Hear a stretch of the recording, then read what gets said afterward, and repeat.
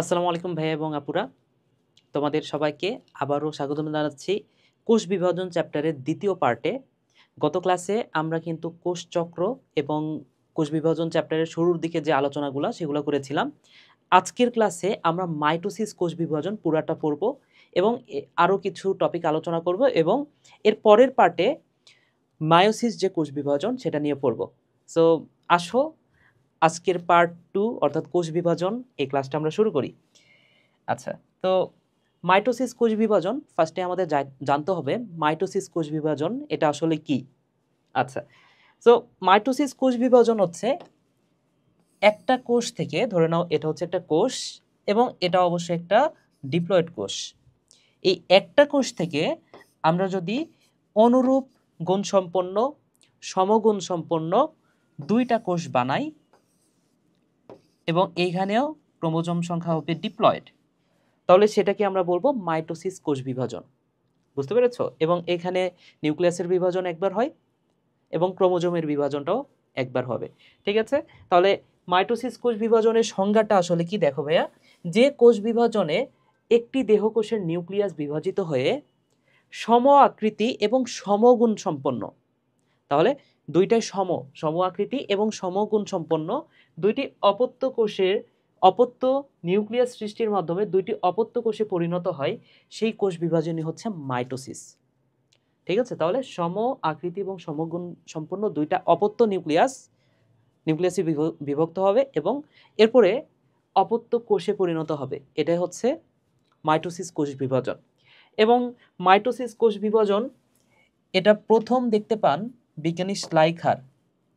ওকে, so mitosis সর্বপ্রথম প্রত্যক্ষকরণকে বিজ্ঞানী শ্লাইখার, কিন্তু উনি কিন্তু মাইটোসিস নামকরণটা করে নাই। উনি এই মাইটোসিস কোষ বিভাজনকে যে নামে অভিহিত করেন সেটাকে বলা হয় ক্যারিওকাইনেসিস। ঠিক আছে, তো ক্যারিওকাইনেসিস সম্পর্কে একটু পরে পড়বো। আমরা তো জানি ক্যারিওকাইনেসিস মানে হচ্ছে নিউক্লিয়াসের বিভাজন। আচ্ছা, পরে ওয়াল্টার ফ্লেমিং বা ডাব্লিউ ফ্লেমিং 1882 সালে মাইটোসিস নামে অভিহিত করেন। তাহলে ওই যে সামুদ্রিক স্যালামান্ডারের সর্বপ্রথম কে দেখতে পান? ওয়াল্টার ফ্লেমিং, তাই না? তো এই ওয়াল্টার ফ্লেমিং মাইটোসিস নামকরণ করছে, আর স্লাইখার সর্বপ্রথম দেখতে পাইছে বা সর্বপ্রথম প্রত্যক্ষ করছে, কিন্তু উনি আসলে নিউক্লিয়াসের বিভাজনটাই দেখতে পাইছে এবং সেটার নাম ছিল ক্যারিওকাইনেসিস। বুঝতে পেরেছো ভাইয়া? তাহলে আসো আমরা পরের টপিকে যাই। মাইটোসিস আসলে কোথায় ঘটে সেটা আমাদের জানতে হবে। তো মাইটোসিস ঘটে কোথায় দেখো, প্রকৃত নিউক্লিয়াসযুক্ত যে কোষগুলো আছে, যেমন উন্নত উদ্ভিদ কোষ এবং প্রাণী কোষ। তাহলে প্রকৃত নিউক্লিয়াসযুক্ত বিভাজন ক্ষমতা সম্পন্ন দৈহিক কোষ বা সোমাটিক সেল, এখানে সোমা কথাটার অর্থ হচ্ছে দেহ। যেমন আমরা বলি না যে ক্রোমোজোম, এখানে নামের শেষ অংশে কি আছে? সোম। এই সোম শব্দটা আসছে সোমা থেকে এবং এই সোমা শব্দটার অর্থ হচ্ছে বডি। সোমা শব্দটার অর্থ হচ্ছে ভাইয়া বডি বা দেহ। ওকে, সোমা শব্দটার অর্থ হচ্ছে বডি বা দেহ। তাহলে দেখো তো, দৈহিক কোষ বা দেহের কোষ, এটারই আরো একটা নাম হচ্ছে সোমাটিক সেল। আচ্ছা, তাহলে দৈহিক কোষ বা সোমাটিক সেলে এই মাইটোসিস কোষ বিভাজনটা হয়। এখন সোমাটিক সেল কোনগুলা? উদ্ভিদের কাণ্ড ও তার শাখা প্রশাখার শীর্ষ। তাহলে শীর্ষের যে কোষগুলা, একটা উদ্ভিদের একদম শীর্ষে, ধরে নাও যে একটা উদ্ভিদের সবার শীর্ষে কি থাকে? কচি কাণ্ড থাকে বা কচি পাতা থাকে, তাহলে এইগুলা হচ্ছে শীর্ষ। এছাড়া মূলের শীর্ষ, ক্যাম্বিয়াম অঞ্চল। আচ্ছা, ক্যাম্বিয়াম এটা তোমরা অষ্টম অধ্যায়ে পাবা।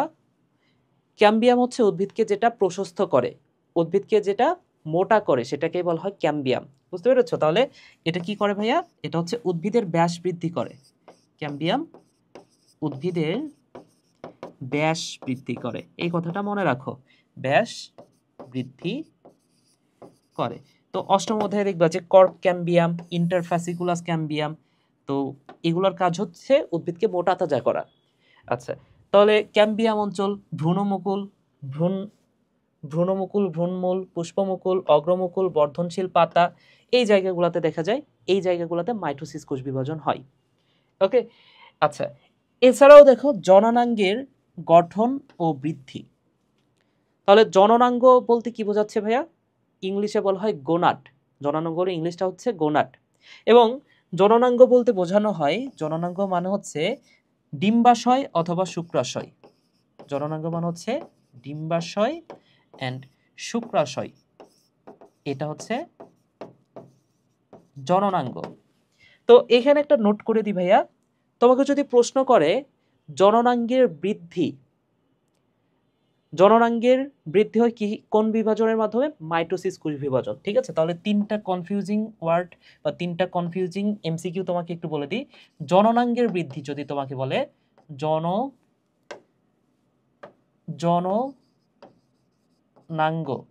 জননাঙ্গের বৃদ্ধি, তো অনেকে জননাঙ্গ দেখে মিওসিস কোষ বিভাজন দিয়ে দাও, কিন্তু জননাঙ্গের বৃদ্ধি এটা কিন্তু মাইটোসিস কোষ বিভাজন, মাইটোসিস কোষ বিভাজন। তোমাকে যদি বলে জনন কোষের সংখ্যা বৃদ্ধি, সেটাও মাইটোসিস। তাহলে তোমাকে যদি বলে ভাইয়া জনন কোষের সংখ্যা বৃদ্ধি, কোষের সংখ্যা বৃদ্ধি, এটাও কিন্তু সেই মাইটোসিসই। কিন্তু তোমাকে যদি বলে জনন কোষ সৃষ্টি, তাহলে জনন কোষ সৃষ্টি, জনন কোষ সৃষ্টি হয় মিওসিস কোষ বিভাজনের মাধ্যমে, মিওসিস কোষ বিভাজনের মাধ্যমে। বুঝতে পেরেছো? তাহলে জনন কোষ মানে কি ভাইয়া? জনন কোষ মানে হচ্ছে ডিম্বাণু অথবা শুক্রাণু। জনন কোষ বলতে বোঝানো হয় ডিম্বাণু, ডিম্বাণু অথবা শুক্রাণু, এটাকে বলা হচ্ছে জনন কোষ। তাহলে তোমাকে যদি বলে জনন কোষ সৃষ্টি, সৃষ্টি করতে লাগে মিওসিস, কিন্তু এই ডিম্বাণু শুক্রাণুর সংখ্যা বৃদ্ধির কথা যদি বলে সেটা কিন্তু আবার মাইটোসিস, এটা কিন্তু মিওসিস না। এটা তোমার বেশিরভাগ ক্ষেত্রে ভুল হবে। ঠিক আছে, তো এই কারণে এই তিনটা কথা একটু ভালো করে মনে রাখো। এছাড়াও আরো কোথায় মাইটোসিস কোষ বিভাজন হয় দেখো, জীবদেহের সকল অঙ্গ প্রত্যঙ্গ। একটা ছোট বাচ্চা আস্তে আস্তে ছোট থেকে কি হয়? বড় হয়। কেন বড় হয় ভাইয়া বলো তো? কারণ তার দেহে কোষ বিভাজন হচ্ছে। তাহলে একটা সার্টেন অ্যামাউন্ট পর্যন্ত বড় হওয়ার পরে কিন্তু সেই ছোট বাচ্চাটা বা সেই মানুষটা আর লম্বা হয় না। যেমন আমার একটা নির্দিষ্ট হাইট আছে, এরপরে কিন্তু আমি আর লম্বা হচ্ছি না। কেন হচ্ছি না বলো তো? এর কারণ হচ্ছে আমাদের দেহে যে কোষগুলা, সেগুলো প্রতিনিয়ত মাইটোসিস প্রক্রিয়ায় বিভাজিত হয়ে সংখ্যা বৃদ্ধি করতেছে, আবার সেই একই পরিমাণ কোষগুলো মারা যাচ্ছে। একটা ছোট বাচ্চার ক্ষেত্রে যে পরিমাণ কোষ তার দেহে তৈরি হয় তার চেয়ে মারা যাওয়ার হারটা একটু কম, তার দেহে কোষটা কিছুটা কম মারা যায়। কিন্তু আমি কেন লম্বা হচ্ছি না আবার খাটোও হচ্ছি না? এর কারণ হচ্ছে আমার দেহে যতগুলা কোষ তৈরি হচ্ছে ঠিক ততগুলাই কোষ আবার মারা যাচ্ছে। কিন্তু একটা বৃদ্ধ মানুষ দেখবা সে কিন্তু আকারে একটু ছোট হয়ে যায়। কেন ছোট হয়? এর কারণ হচ্ছে তার দেহে যতগুলা কোষ তৈরি হয় প্রতিনিয়ত তার চেয়ে বেশি কোষ মারা যায়। এই কারণে বৃদ্ধ মানুষ কিছুটা আকারে ছোট হয়ে যায়। বুঝতে পেরেছ? ওকে, তাহলে দেখো হ্যাপ্লয়েড জীবের জনন মাতৃকোষেও, হ্যাপ্লয়েড জীবের জনন মাতৃকোষেও কিন্তু এই মাইটোসিস কোষ বিভাজনটাই হয়। ওকে, ঠিক আছে, তাহলে আসো মাইটোসিসের ভেতরে আমরা যাব। দেখো মাইটোসিস এটাকে আমরা দুইটা ভাগে ভাগ করতে পারি। আমরা তো কোষচক্র পড়েছি তাই না? তাহলে কোষচক্রের সময় কি ছিল তোমাদের নিশ্চয় মনে আছে, আমি আরো একবার মনে করাই দিতে চাই। কোষচক্র বা সেল সাইকেল, কোষচক্রকে আমরা দুইটা ভাগে ভাগ করতে পারি। একটাকে বলা হচ্ছে ইন্টারফেজ, যেটাই 90 থেকে 95% সময় নেয়, এবং আরেকটা হচ্ছে মাইটোসিস, আরেকটা পর্যায় হচ্ছে মাইটোসিস। তো এই মাইটোসিস ইন্টারফেসকে তো আবার তিনটা ভাগে ভাগ করা যায়, সেটা আমরা আগের ক্লাসে পড়ছি। কিন্তু এই যে মাইটোসিস, এই মাইটোসিসকে আমরা আবারও দুইটা ভাগে ভাগ করতে পারি। একটাকে বলা হয়, এই যে এখানে লেখা আছে দেখো, একটাকে বলা হচ্ছে ক্যারিওকাইনেসিস এবং আরেকটাকে বলা হচ্ছে সাইটোকাইনেসিস। তো এইখানে নাম দুইটা একটু খেয়াল করে দেখো ভাইয়া, নামের শেষ অংশে আছে সিস। তো এই সিস মানে সিস্টার না, বায়োলজিতে সিস কথাটা যেখানে দেখবা এটা হচ্ছে প্রক্রিয়া। তাহলে সিস কথাটার অর্থ হচ্ছে প্রক্রিয়া। এর আগের ওয়ার্ডটা খেয়াল করে দেখো, গত ক্লাসে বলছি কিনা, কাইনেসিস। কাইনেসিস মানে হচ্ছে কাইনেটিক এনার্জি, মানে হচ্ছে গতিশক্তি। কাইনেসিস মানে কি তাহলে?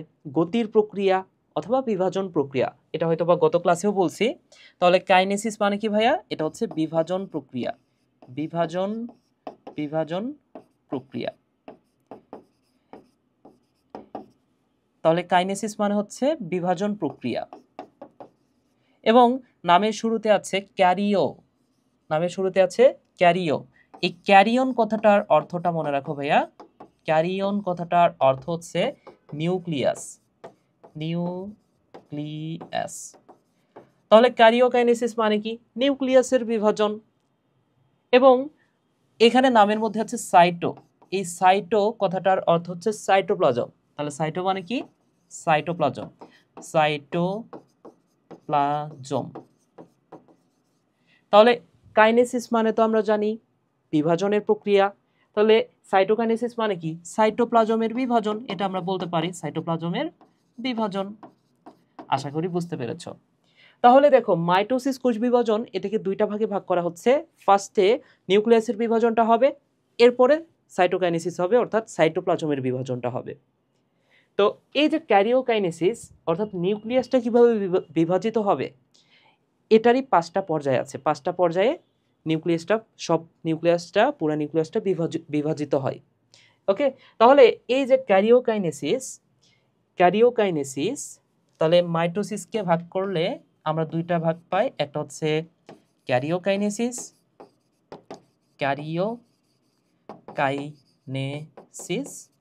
এবং আরেকটা হচ্ছে সাইটোকাইনেসিস।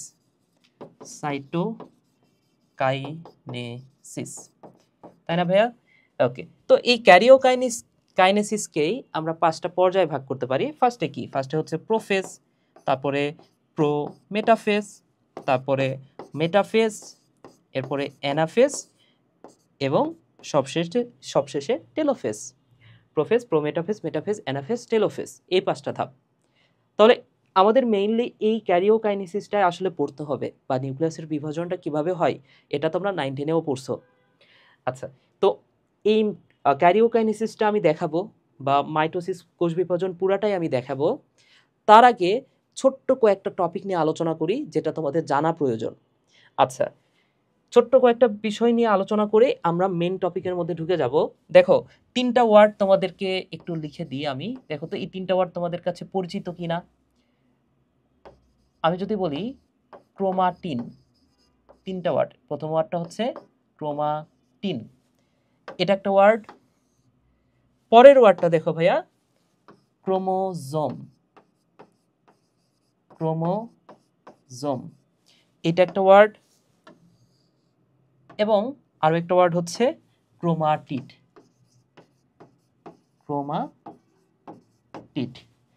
এটা আরো একটা ওয়ার্ড।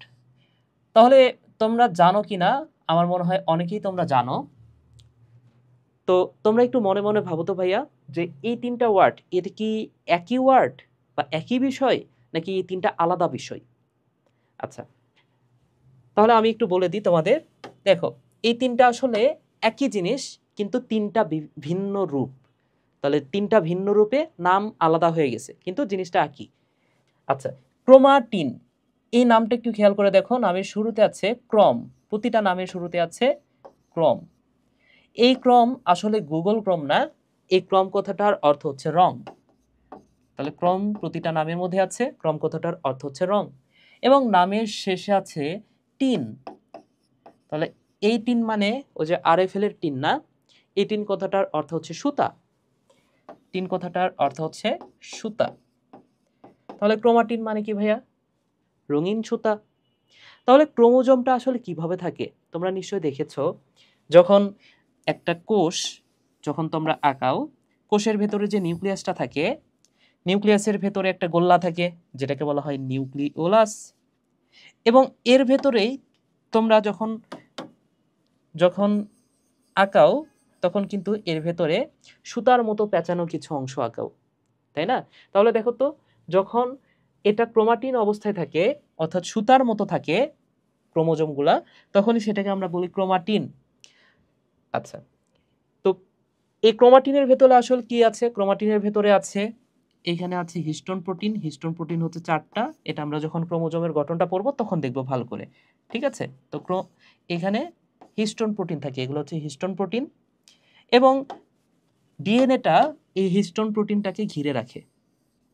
ওকে, এই যে ডিএনএটা কিভাবে থাকে ভাইয়া, এই হিস্টোন প্রোটিনটাকে ঘিরে রাখে, এইভাবে থাকে।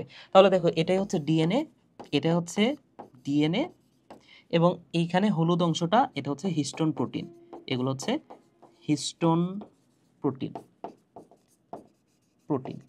ঠিক আছে, এটা আসলে কি আঁকাইলাম, এই যে একটা ক্রোমোজোমের ছোট্ট একটা অংশ নিয়ে আমি যদি বড় করে দেখি, এখানে ক্রোমোজোমের ছোট্ট একটা অংশ যদি আমি বড় করে দেখি, তাহলে সেখানে দেখবো যে ডিএনএ লিঙ্কেজ আছে এবং এখানে আছে হিস্টোন প্রোটিন। অর্থাৎ এই যে ক্রোমোজোমের ভেতরে কি থাকে বা ডিএনএর ভেতরে আসলে কি, ডিএনএটা মানে নিউক্লিওজোম যেটা, সেটা আসলে কি দ্বারা গঠিত। যাই হোক, এটা ফার্স্ট অধ্যায়ের পড়া। আচ্ছা, তাহলে ক্রোমাটিন আমরা বুঝতে পারছি। ক্রোমাটিন মানে কি বলতো ভাইয়া? ক্রোমাটিন মানে হচ্ছে রঙিন সুতা। আচ্ছা, কোষ বিভাজনের সময় এই রঙিন সুতাটাই, এই যে এই জিনিসটাই এইরকম আকার ধারণ করে কোষ বিভাজনের সময় প্রোফেজ পর্যায়ে। তাহলে দেখো তো এবার পরিচিত মনে হচ্ছে না? তাহলে নামের শেষ অংশে আছে জোম, এই জোম শব্দটা থেকে মনে রাখো সোমা, সোমা মানে হচ্ছে বডি, তাই না? তাহলে ক্রোমোজোম মানে কি? রঙিন বডি।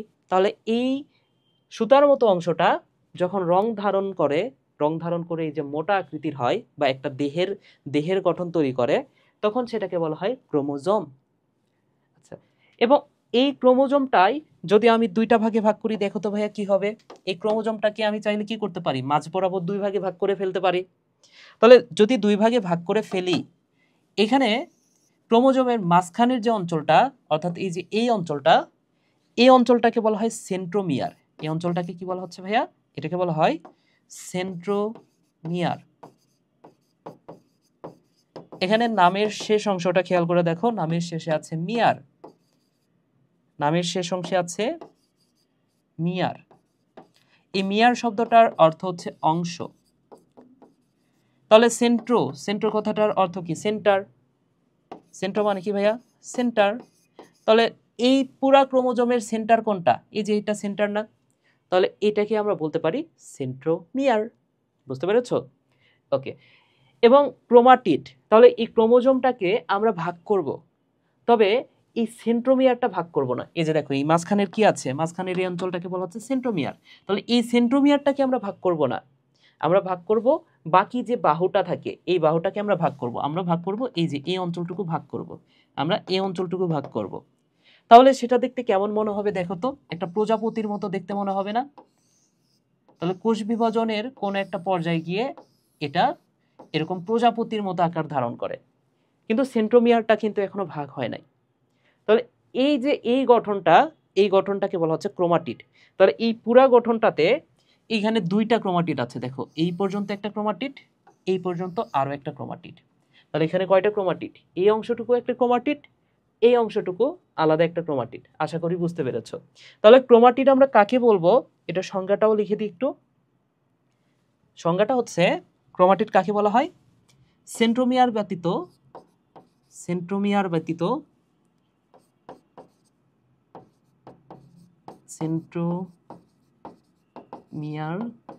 ব্যতীত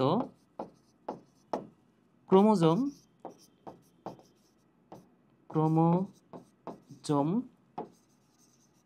লম্বালম্বি দুটি অংশে ভাগ হয়। ওকে, যখনই ভাগ হয় তখনই সেটাকে আমরা বলতে পারবো ক্রোমাটিড। তাহলে এখানে ক্রোমাটিড কয়টা আছে? ক্রোমাটিড আছে দুইটা, তাহলে দুইটা ক্রোমাটিড। তাহলে এটা একটা ক্রোমাটিড, তাহলে এখানে কয়টা ক্রোমাটিড আছে? দুইটি ক্রোমাটিড। আশা করি বুঝতে পেরেছো, ক্রোমাটিড। ঠিক আছে ভাইয়া, তাহলে এই হচ্ছে বিষয়। ক্রোমাটিন মানে সুতার মতো, যখন সুতার মতো থাকে তখন সেটাকে বলা হয় ক্রোমাটিন, যখন আকৃতিটা এমন হয়ে যায় তখন সেটাকে বলা হয় ক্রোমোজোম, এবং এইখান থেকে যখন মাঝখান বরাবর ভাগ হয়ে যায় সেন্ট্রোমিয়ার ব্যতীত, সেটাকে আমরা বলবো ক্রোমাটিড। আরও একটা বিষয় এখান থেকে আমি বলে দিই, দেখো এই যে সেন্ট্রোমিয়ার আছে না, একটু আগে যে আমরা সেন্ট্রোমিয়ারটা পড়লাম, এই যে সেন্ট্রোমিয়ার, এই সেন্ট্রোমিয়ারের ওপরে একটা আবরণ থাকে। সেন্ট্রোমিয়ারের ওপরে কি থাকে ভাইয়া? এখানে একটা আবরণ থাকে, এবং এই আবরণটা আমরা তো জানি যে সেন্ট্রোমিয়ার স্পিন্ডল যন্ত্রের সাথে যুক্ত হয়। তাহলে এই স্পিন্ডল যন্ত্রের যন্ত্রের সাথে সেন্ট্রোমিয়ারের কোন অংশটা যুক্ত হয়? দেখো এই সেন্ট্রোমিয়ারের উপরে সেন্ট্রোমিয়ারের আবরণটা নাম হচ্ছে কাইনেটোকোর। তাহলে এই স্পিন্ডল যন্ত্রের সাথে আসলে কোন অংশটা যুক্ত হয় যদি প্রশ্ন করা হয়, সেটা হচ্ছে সেন্ট্রোমিয়ারের কাইনেটোকোরটাই যুক্ত হয়। তাহলে সেন্ট্রোমিয়ারের যে আবরণ সেটাকে বলা হয় কাইনেটোকোর। কাইনেটোকোর। আশা করি এই টপিকগুলা বা এই বিষয়গুলো তোমরা অলরেডি জানো, কারণ তোমরা ফার্স্ট অধ্যায়ে পড়ে ফেলেছো। ওকে, ঠিক আছে। তাহলে এইবার আসো আমরা এইখানে দেখো মাইটোসিস কোষ বিভাজনের প্রোফেজ, প্রোমেটাফেজ এই ধাপগুলো নিয়ে বিস্তারিত আলোচনা করা আছে। তো আমরা তো বিস্তারিত পড়বই, তার আগে আমি ছোট্ট করে এই পুরা মাইটোসিস কোষ বিভাজনটা নিয়ে একটু আলোচনা করতে চাই। ফার্স্টে আমি একটু আলোচনা করে নিই, তারপরে যখন আমরা এই টপিকগুলো পড়ব তখন আমাদের কাছে আরও বেশি ইজি হয়ে যাবে। ঠিক আছে? তো যারা মাইটোসিস কোষ বিভাজনটা মনে রাখতে পারো না, তাদের জন্য মানে অল্প কিছু লাইনে খুব সহজে কিভাবে মনে রাখা যায় পুরো মাইটোসিস কোষ বিভাজনটা একটা পেজে পড়বো, তারপরে আমরা বিস্তারিতভাবে পড়বো। ঠিক আছে? তাহলে দেখো, আসো আমরা এই মাইটোসিস কোষ বিভাজনটা একটু পড়ি। তাহলে মাইটোসিস কোষ বিভাজন বা ক্যারিওকাইনেসিস। আচ্ছা, মাইটোসিস কোষ বিভাজন। তো মাইটোসিস কোষ বিভাজন এর পর্যায় কয়টা? 5টা পর্যায়। 1 নম্বর পর্যায় হচ্ছে প্রোফেজ। 1 নম্বর পর্যায়টা হচ্ছে প্রোফেজ। এরপরে 2 নম্বর হচ্ছে প্রোমেটাফেজ। প্রোমেটাফেজ। 3 নম্বর মেটাফেজ। মেটাফেজ। 4 নম্বর অ্যানাফেজ। অ্যানাফেজ। এবং 5 নাম্বার টেলোফেজ। টেলোফেজ। তাহলে দেখো ভাইয়া, প্রতিটা নামের শেষ অংশে আছে ফেজ। প্রতিটা নামেরই শেষ অংশে কিন্তু আছে ফেজ। আচ্ছা, সো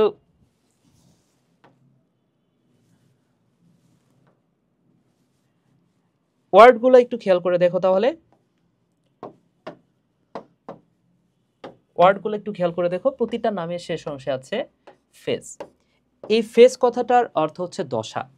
তাহলে প্রতিটা নামের শেষে যে ফেজ, এই ফেজ কথাটার অর্থ হচ্ছে দশা।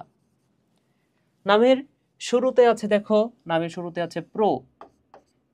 তো তোমরা যারা ফ্রি ফায়ার খেলো বা যারা গেম খেলো, তাদের মধ্যে যারা ভালো প্লেয়ার তাদেরকে বলা হয় প্রো প্লেয়ার, তাই না? Professional player.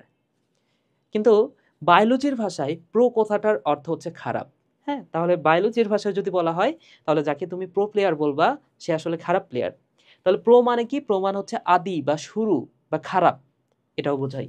ঠিক আছে? তাহলে প্রো কথাটার অর্থ হচ্ছে শুরুর দশা। ফেজ মানে তো দশা, তাহলে প্রো মানে কি ভাইয়া? প্রো মানে হচ্ছে শুরুর দশা। আচ্ছা, নামের শুরুতে আছে দেখো মেটা। মেটা কথাটার অর্থ হচ্ছে মাঝে। তাহলে মেটাফেজ মানে কি? মাঝের পর্যায়। আচ্ছা, এবং প্রোফেজ আর মেটাফেজ এই দুটার মাঝখানে আবার আছে দেখো প্রোমেটাফেজ। বুঝতে পেরেছ? এরপরে দেখো অ্যানা। নামের শুরুতে আছে অ্যানা। অ্যানা কথাটার অর্থ হচ্ছে গতি, তাহলে এটা হচ্ছে গতি দশা। এবং নামের শেষ অংশে আছে টেল। টেল মানে কি? প্রান্ত। টেল মানে কি? লেজও বলা যায় ইংলিশে। টেল মানে হচ্ছে লেজ। তাহলে একটা গরুর লেজ কোথায় থাকে? পেছনেই তো থাকে, তাই না? মানে প্রান্তে, শেষে থাকে। তাহলে টেল কথাটার অর্থ হচ্ছে প্রান্ত বা শেষ। টেল মানে হচ্ছে প্রান্ত। আচ্ছা, তো একটা কথাই মনে রাখো, এই যে প্রোফেজ অর্থাৎ শুরুর দশা এবং টেলোফেজ শেষের দশা, এই দুইটা দশা একে অপরের উল্টা। তার মানে কি? প্রোফেজে যা ঘটবে টেলোফেজে তার বিপরীতটা ঘটবে। যেমন প্রোফেজে একটা ঘটনা ঘটে, প্রোফেজে ঘটে জল বিয়োজন। প্রোফেজে ঘটে, আচ্ছা এই কালিটা মনে হয় দেখা যাবে না, প্রোফেজে ঘটে জল বিয়োজন। জল বিয়োজন।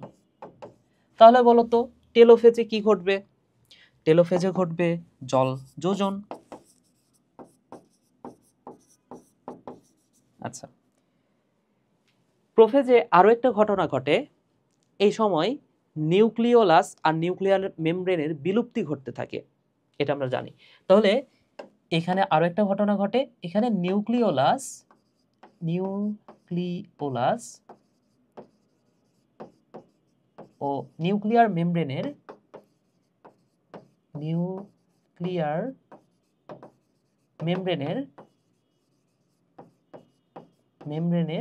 বিলুপ্তি ঘটে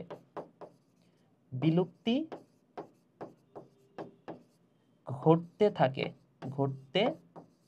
থাকে এই কথাটা মনে রাখো ভাইয়া। আচ্ছা, তাহলে টেলোফেজে কি হবে?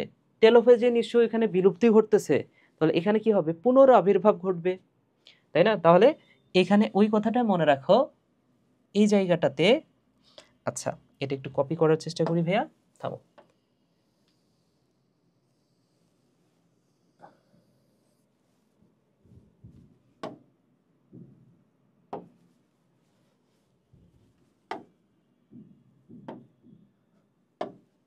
ঠিক আছে, তাহলে এই কথাটাই এইখানে আমি বলতে পারি। এইখানে দেখো, ওইখানে নিউক্লিওলাস আর নিউক্লিয়ার মেমব্রেনের বিলুপ্তি ঘটতে থাকে, আর এইখানে যেটা লিখবো সেটা হচ্ছে এখানে বিলুপ্তি না, এখানে পুনরাবির্ভাব ঘটে। নিউক্লিয়ার মেমব্রেনের পুনরাবির্ভাব ঘটে,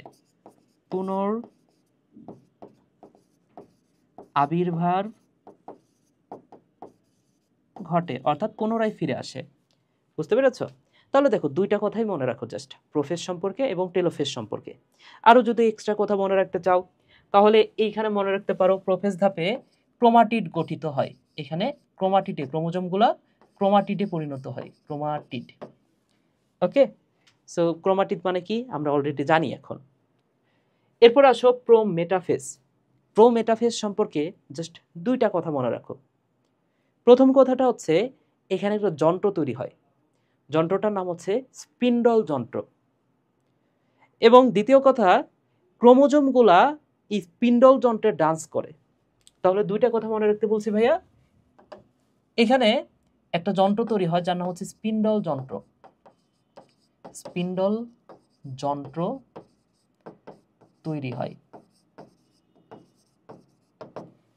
আচ্ছা, আর এই স্পিন্ডল যন্ত্রে ক্রোমোজোমগুলা ডান্স করে, অর্থাৎ ক্রোমোজোমীয় নৃত্য দেখা যায়। এখানে ক্রোমোজোমগুলা এমনভাবে সজ্জিত থাকে যে দেখে মনে হয় এরা ড্যান্স করতেছে, নৃত্য করতেছে। বুঝতে পেরেছো? যে বিষয়টাকে বলা হয় ক্রোমোজোমীয় নৃত্য। ক্রোমোজোমীয় নৃত্য দেখা যায়। আশা করি বুঝতে পেরেছো। আচ্ছা, এই যে মেটাফেজ, এই মেটাফেজকে আমি মেটাফেজ না বলে আমি বলি মোটাফেজ। বুঝতে পেরেছো? তাহলে মেটাফেজ না বলে আমি কি বলবো? আমি বলবো মোটাফেজ। তো ক্রোমোজোমগুলা এই ধাপে এসে মোটা হয়, নামটা শুনে বুঝতে পারতেছো, মেটাফেজ না বলে বলো মোটাফেজ। তার মানে কি, ক্রোমোজোমগুলা এখানে সবচেয়ে বেশি মোটা ও খাটো হয়, সবচেয়ে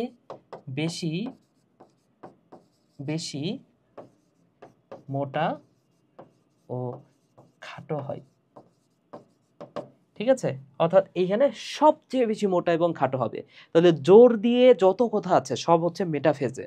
যেমন সবচেয়ে বেশি মোটা ও খাটো হয়, মোটা ও খাটো কিন্তু এগুলাতেও হয়।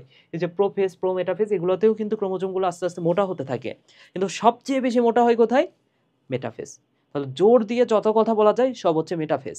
আচ্ছা, এরপরে জোর দিয়ে আর কি বলা যায়? যেমন এখানে সম্পূর্ণ বিলুপ্তি ঘটে। এখানে মনে রাখো, এই আচ্ছা একটা কথা আমি বলতে ভুলে গেছি, আমি এটা একটু নিচে নিয়ে নিই। আচ্ছা, এই লেখাটা একটু নিচে নিয়ে নিই। ঠিক আছে, এখানে প্রোমেটাফেজ সম্পর্কে আর একটা লাইন অ্যাড হবে, সেটা লিখতে আমি ভুলে গেছি। ঠিক আছে, একটু পরে লিখব। তাহলে এখানে সবচেয়ে বেশি মোটা এবং খাটো হবে। তারপরে সম্পূর্ণ বিলুপ্তি ঘটে। কিসের বিলুপ্তি ঘটে বলতো? ওই যে নিউক্লিওলাস আর নিউক্লিয়ার মেমব্রেনের বিলুপ্তি ঘটতে থাকে, তার মানে কি এখনো তো বিলুপ্তি হয়নি। তাহলে সেটার সম্পূর্ণ বিলুপ্তি ঘটে কোন ধাপে? মেটাফেজ ধাপে। তাহলে সম্পূর্ণ বিলুপ্তি ঘটে কিসের বলতো? নিউক্লিওলাস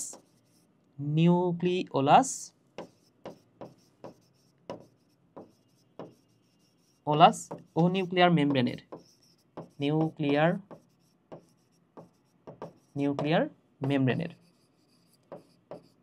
আশা করি বুঝতে পেরেছো ভাইয়া। ওকে, এরপরে আরো একটা কথা মনে রাখো, সম্পূর্ণ বিভক্ত হয়। তাহলে দেখো, সবচেয়ে বেশি মোটা হয়, সম্পূর্ণ বিভক্ত হয়, সম্পূর্ণ বিলুপ্তি ঘটে, তাহলে সম্পূর্ণ বিভক্ত হয়, বিভক্ত। আচ্ছা, জায়গাটা কম হয়ে যাচ্ছে, ঠিক আছে, সম্পূর্ণ বিভক্ত হয়, বিভক্ত হয়, ঠিক আছে। তাহলে কি সম্পূর্ণ বিভক্ত হয়? মনে রাখো, সম্পূর্ণ বিভক্ত হয় সেন্ট্রোমিয়ারটা। তাহলে কি সম্পূর্ণ বিভক্ত হয়? মনে রাখো সেন্ট্রোমিয়ার। আমরা একটু পরে যখন চিত্র দেখব তখন একদম সব ক্লিয়ার হয়ে যাব, ঠিক আছে ভাইয়া? তাহলে এটা কি বিভক্ত হয়? সেন্ট্রোমিয়ার বিভক্ত হয়, সেন্ট্রোমিয়ার, সেন্ট্রোমিয়ারটা বিভক্ত হয়। আশা করি বুঝতে পেরেছো।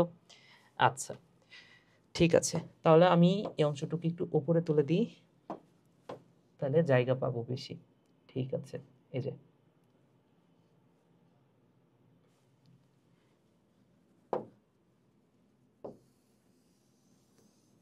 এটা একটু নিচে দিয়ে দিই, তাইলে আর একটু বেশি জায়গা পাবো। ঠিক আছে, দেখো জায়গা বের হয়ে গেছে। আচ্ছা, মেটাফেজ সম্পর্কে আর একটা লাস্ট কথা আমরা মনে রাখবো। মেটাফেজ সম্পর্কে জাস্ট মনে রাখো, এইখানে আরো একটা ঘটনা ঘটে, এখানে মেটাকাইনেসিস দেখা যায়, মেটাকাইনেসিস দেখা যায়, দেখা যায়। মেটাকাইনেসিস মানে কি ভাইয়া? ওই যে কাইনেসিস, কাইনেসিস মানে কি বলেছিলাম একটু আগে? কাইনেসিস মানে হচ্ছে বিভাজন প্রক্রিয়া, একটু আগে বলেছি না? এই যে কাইনেসিস, কাইনেসিস মানে কি ছিল? কাইনেসিস মানে হচ্ছে বিভাজন প্রক্রিয়া। এই যে এখানে সাইটোপ্লাজমের বিভাজন, ক্যারিওকাইনেসিস মানে হচ্ছে নিউক্লিয়াসের বিভাজন। কাইনেসিসের আরো একটা মিনিং আমি জানি, মানে আমি বলেছি, সেটা হচ্ছে গতির প্রক্রিয়া। তাহলে দেখো, কাইনেসিস মানে দুইটা মিনিং আমি বলতে পারি। দেখো, কাইনেসিস মানে, কাইনেসিস, কাইনেসিস, কাইনেসিস মানে দুইটা কথা আমি বলতে পারি। এটা হতে পারে বিভাজন প্রক্রিয়া, বিভাজন প্রক্রিয়া। এটা হতে পারে, যেহেতু কাইনেটিক এনার্জি মানে হচ্ছে গতিশক্তি, এটা হতে পারে গতির প্রক্রিয়া, গতির প্রক্রিয়া। তাহলে এইখানে মেটাকাইনেসিস, মেটাকাইনেসিস এইখানে যে গতি, যেই প্রক্রিয়াটা বোঝাবে সেটা হচ্ছে গতির প্রক্রিয়া। তাহলে এখানে কাইনেসিস মানে কি ভাইয়া? কাইনেসিস মানে হচ্ছে গতির প্রক্রিয়া। তাহলে মেটা মানে হচ্ছে মাঝে, এই যে মেটা, এখানে মেটা, মেটাফেজ, মেটাফেজ মানে কি? মাঝের দশা। তাহলে বলো তো, মেটাকাইনেসিস বলতে কি বোঝাচ্ছে? মাঝে গতির প্রক্রিয়া, তাই না? তাহলে মেটাকাইনেসিস এই ওয়ার্ডটা দ্বারা কি বোঝানো হচ্ছে ভাইয়া? সিস মানে তো প্রক্রিয়া, কাইনেসিস মানে হচ্ছে গতির প্রক্রিয়া, গতির প্রক্রিয়া। তাহলে মেটা মানে হচ্ছে মাঝে। তাহলে ক্রোমোজোমগুলা যেখানেই থাকুক, ক্রোমোজোমগুলা স্পিন্ডল যন্ত্রের যে কোনো জায়গাতে থাকুক, মেটাফেজ ধাপে কোথায় চলে আসবে? ক্রোমোজোমগুলো একদম মাঝে চলে আসবে। আমরা একটু পরে চিত্র দেখব, তখন একদম ক্লিয়ার হয়ে যাব। বুঝতে পেরেছো ভাইয়া? ওকে, তাহলে মেটাফেজ, মেটাকাইনেসিস মানে হচ্ছে মাঝে গতির প্রক্রিয়া। আচ্ছা, তো আমি বলেছিলাম এইখানে প্রোমেটাফেজে একটা ওয়ার্ড আমাদের এখনো লেখা হয় না, একটা সেন্টেন্স লেখা হয় নাই, সেটা হচ্ছে, আমি একটু পেস্ট করে দিই যেহেতু কপি করা আছে। ঠিক আছে, আচ্ছা কই গেল?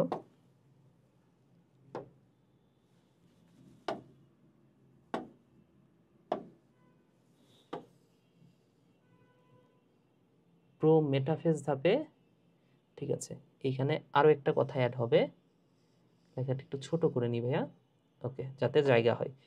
এই যে এটা হচ্ছে মেটাফেজ ধাপে আরো একটা কথা অ্যাড হবে, প্রোমেটাফেজ ধাপে। তাহলে প্রোমেটাফেজ ধাপে কি হয়? নিউক্লিওলাস আর নিউক্লিয়ার মেমব্রেনের বিলুপ্তি ঘটতে থাকে না, এখানে বিলুপ্তি ঘটে, এই কথাটা মনে রাখো। নিউক্লিওলাস আর নিউক্লিয়ার মেমব্রেনের বিলুপ্তি ঘটে, নিউক্লিয়ার মেমব্রেনের বিলুপ্তি ঘটে। তাহলে এইবার একটু ভালো করে খেয়াল করে দেখো, প্রোফেজ ধাপে নিউক্লিওলাস আর নিউক্লিয়ার মেমব্রেনের বিলুপ্তি ঘটতে থাকে, প্রোমেটাফেজে নিউক্লিওলাস আর নিউক্লিয়ার মেমব্রেনের বিলুপ্তি ঘটে, আর মেটাফেজ ধাপে নিউক্লিওলাস আর নিউক্লিয়ার মেমব্রেনের সম্পূর্ণ বিলুপ্তি ঘটে। এই তিনটা ওয়ার্ড খুব ভালো করে মনে রাখো, নিজের নাম ভুলে গেলেও এই তিনটা ওয়ার্ড ভোলা যাবে না। বুঝতে পেরেছো? তাহলে এখানে ঘটতে থাকে, এখানে ঘটে, এবং এখানে সম্পূর্ণ ঘটে, সম্পূর্ণ বিলুপ্তি ঘটে। এই 3টা ওয়ার্ড খুব ভালো করে মনে রাখো। তোমাকে যদি পরীক্ষায় প্রশ্নে বলে সম্পূর্ণ বিলুপ্তি ঘটে, অ্যান্সার হবে মেটাফেজ। যদি তোমাকে বলে বিলুপ্তি ঘটে, তাহলে প্রোমেটাফেজ। আর যদি তোমাকে বলে ঘটতে থাকে, প্রোফেজ। আশা করি বুঝতে পেরেছ। তাহলে তাহলে এরপরে আসো অ্যানাফেজ। এখানে নামের শুরুতে আছে অ্যানা। অ্যানা কথাটার অর্থ হচ্ছে গতি। অ্যানাফেজ মানে কি? গতির পর্যায়, গতিদশা। আচ্ছা, তো অ্যানাফেজ ধাপে কি হয় ভাইয়া? দেখো, অ্যানাফেজ ধাপে প্রথম যে কথাটা মনে রাখবা, অ্যানাফেজ ধাপে গতি হয়। কোন দিকে গতি? মেরুর দিকে গতি। মেরু কোন দিক? একটু পরে আমি বুঝাই দিব, চিত্রের মাধ্যমে সবকিছু বুঝাই দিব। ওকে, তাহলে এখানে কি হয়? মেরুর দিকে গতি হয়। তাহলে এইখানে জাস্ট যে কথাটা মনে রাখবা সেটা হচ্ছে মেরুমুখী চলন। মেরুমুখী চলন, মেরুমুখী চলন দেখা যায়। এবং দ্বিতীয় যে কথাটা, আচ্ছা তোমরা সবাই তো ফেসবুক চালাও, তাই না? ফেসবুক মেসেঞ্জার এগুলো তো চালাও। তো ফেসবুকে কিছু প্রতিবন্ধী ভাষা আছে, তোমরা জানো কি না? যেমন আম, আমি যদি বলি এই যে সিস, সিস মানে কি? সিস মানে হচ্ছে বোন, সিস মানে হচ্ছে সিস্টার। আবার ব্রাদার না লিখে আমরা কি লিখি? আমরা লিখি ব্রো, তাই না? এছাড়াও ছোটবেলায় যখন ফেসবুক নতুন নতুন খুলছি, হ্যাঁ, তো একটা ছেলেকে আমি মেসেজ পাঠিয়েছিলাম, মানে তখন তো যে কাউকে মেসেজ পাঠাতাম, নতুন নতুন শিখছি না। তো একটা ফ্রেন্ডকে আমি মেসেজ পাঠাইছি যে হাই, তো ও লিখছে হাই।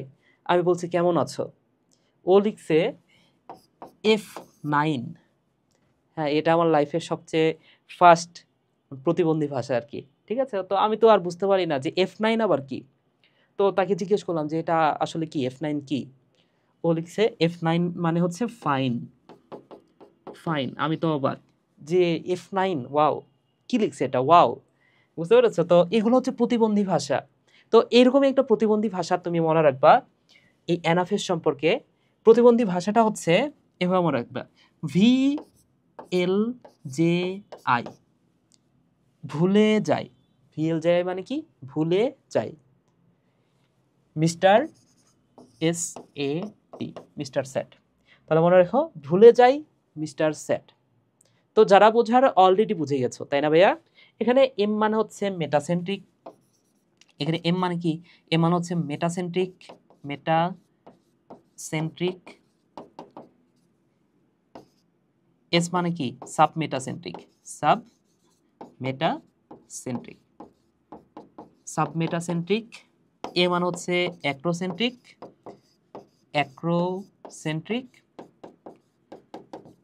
এবং টি মানে হচ্ছে টেলোসেন্ট্রিক। টেলোসেন্ট্রিক। সো আশা করি তোমরা বুঝতে পেরেছো এখানে মেটাসেন্ট্রিক, সাবমেটাসেন্ট্রিক, অ্যাক্টোসেন্ট্রিক, টেলোসেন্ট্রিক এবং VLJI মানে কি, এগুলো আমি বুঝাই দিব, চিত্র পড়ার সময় বুঝাই দিব। এখন আমি জাস্ট যেটা পড়াচ্ছি, যারা মাইটোসিস মনে রাখতে পারো না, তাদের জন্য 2-1 লাইন করে জাস্ট পুরো মাইটোসিসটা আমি ব্যাখ্যা করে দিলাম। ঠিক আছে, তো এখন কিন্তু ইজিলি মাইটোসিস পড়তে যাদের ভয় লাগে, হ্যাঁ, যারা হচ্ছে প্রোফেজের এক পৃষ্ঠা পড়তে হয়, প্রোমেটাফেজে আরও 1 পেজ পড়তে হয়, ঠিক আছে, তাদের ভয়টা কাটানোর জন্য আমি পুরো বিষয়টা লিখে দিলাম, অর্থাৎ পুরো মাইটোসিসটা একটা পেজের মধ্যে করে দিলাম, যাতে পরীক্ষায় যদি পুরো মাইটোসিসটা তোমাকে কখনো ব্যাখ্যা করতে হয়, সেক্ষেত্রে এই যে 2-3টা লাইন, মেন যে লাইনগুলা বা কি পয়েন্টগুলা, সেগুলো লিখলে কিন্তু তোমাকে ফুল নাম্বার দিবে স্যার। বুঝতে পেরেছো? কারণ এইখানে আমি যা লিখেছি সেটা হচ্ছে কিওয়ার্ডগুলা বা মেইন টপিকগুলা। বুঝতে পেরেছো? তো এটা একটু মনে রাখতে হবে। বুঝতে পেরেছো ভাইয়া? তাহলে আসো, এটা তোমরা একটু দেখো, আমি একটু আরেকবার তোমাদেরকে দেখাই দিই। এটা হচ্ছে প্রোফেস ধাপ পর্যন্ত এতটুকু। আচ্ছা, এরপরে এতটুকু হচ্ছে প্রোমেটাফেজ ধাপ।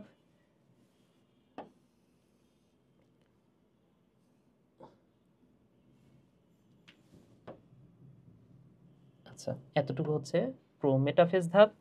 এরপরের অংশটুকু হচ্ছে মেটাফেজ, তাই না? আচ্ছা, এতটুকু হচ্ছে প্রোমেটাফেজ।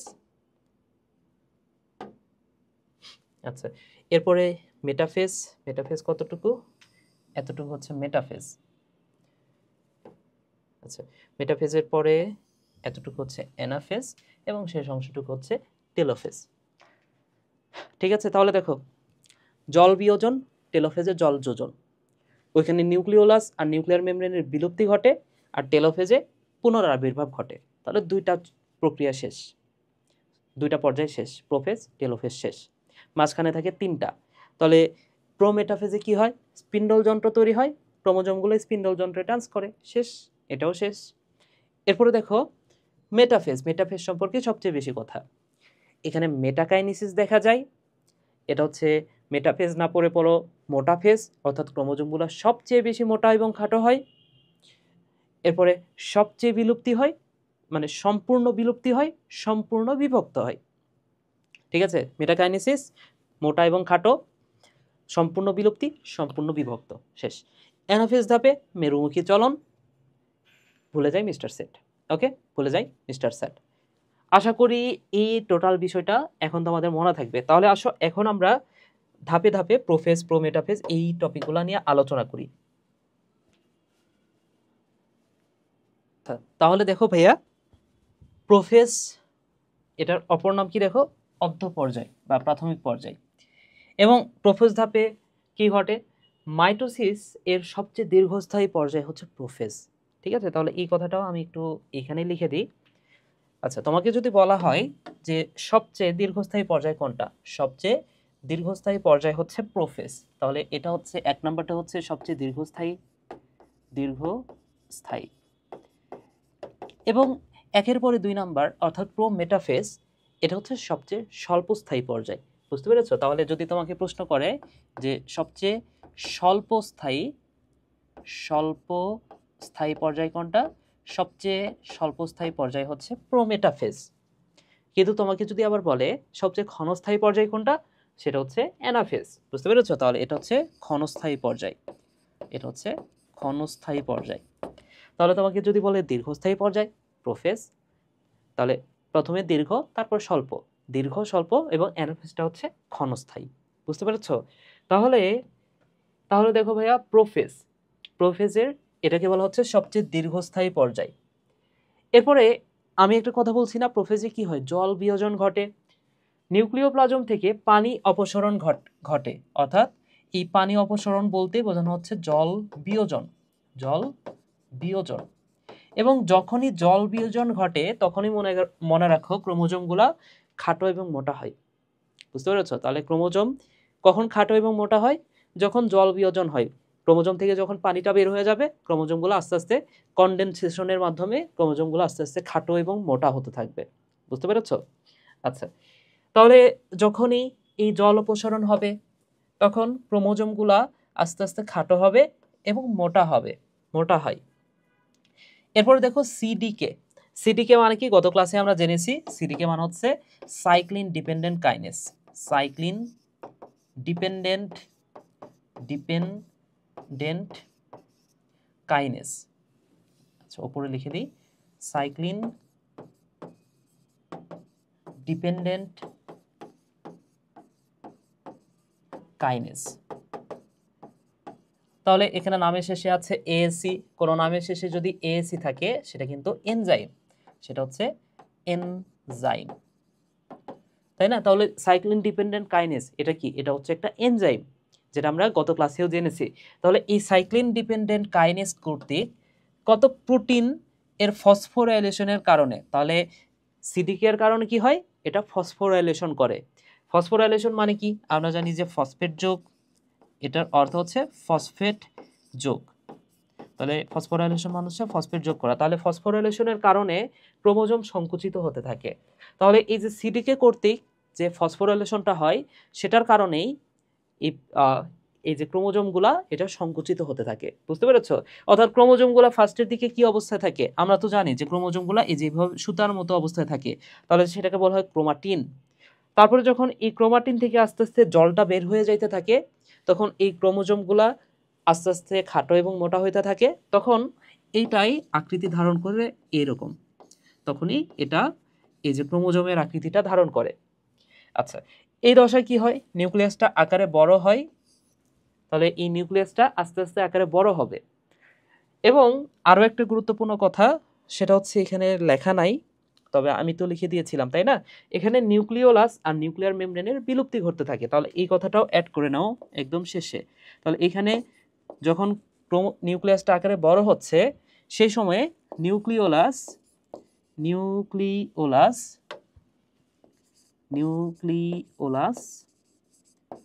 ও নিউক্লিয়ার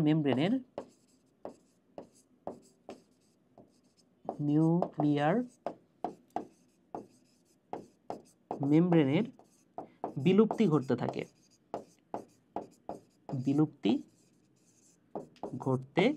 থাকে, আচ্ছা, তাহলে এখানে যে নিউক্লিওলাস কোনটা? এই যে ভেতরে যে এই অংশটুকু, এটাকে বলা হচ্ছে নিউক্লিওলাস, এবং নিউক্লিয়ার মেমব্রেন, এটা হচ্ছে নিউক্লিয়ার মেমব্রেন। এই দুটো অংশ বিলুপ্ত হয়ে যাইতে থাকে, আস্তে আস্তে ভ্যানিশ হয়ে যাইতে থাকে। বুঝতে পেরেছো?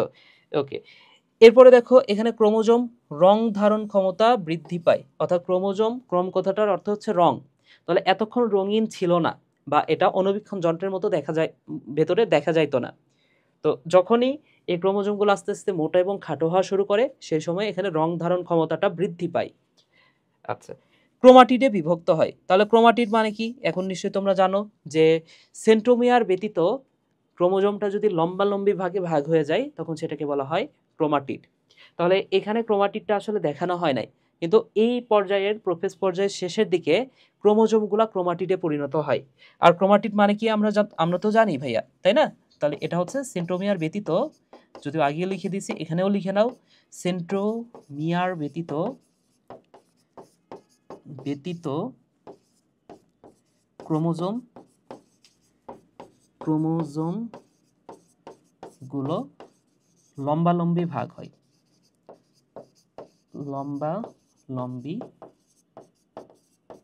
হয়, এই বিষয়টাকে বলা হচ্ছে ক্রোমাটিড। আচ্ছা, তাহলে দেখো প্রোফেজ সম্পর্কে আমরা পড়লাম। তাহলে প্রোফেজের চিত্রটাতে আসলে কি দেখা যাচ্ছে দেখো তো ভাইয়া।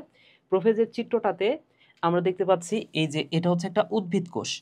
তাহলে উদ্ভিদ এবং প্রাণী দুইটা কিন্তু ভিন্ন ভিন্ন কোষ আছে, এবং দুইটা ভিন্ন ভিন্ন কোষে হালকা একটু ডিফারেন্স আছে, বেশিরভাগই সেম, সবকিছুই সেম, ছোট্ট একটা ডিফারেন্স আছে। সেটা হচ্ছে যেটা প্রাণীকোষে এই যে দেখো এখানে একটা এক্সট্রা অঙ্গাণু আছে, যে অঙ্গাণুটাকে বলা হচ্ছে সেন্ট্রিওল। তোমরা নিশ্চয়ই সেন্ট্রোজোম নাম শুনছো, তোমরা নিশ্চয়ই এই অঙ্গাণুটার নাম শুনছো, সেন্ট্রোজোম। তাহলে সেন্ট্রোজোমে কি কি থাকে ভাইয়া বলো তো? সেন্ট্রোজোম, এই অঙ্গাণুটা দেখতে এই যে এরকম একটা গোলাকার অংশ নিয়ে গঠিত। এই গোলাকার অংশটাকে বলা হয়, এই যে ভেতরে গোলাকার যে অংশটা, সেটাকে বলা হয় সেন্ট্রোস্ফিয়ার। যেহেতু এটা দেখতে গোলের মতো দেখতে, এটাকে বলা হয় সেন্ট্রোস্ফিয়ার।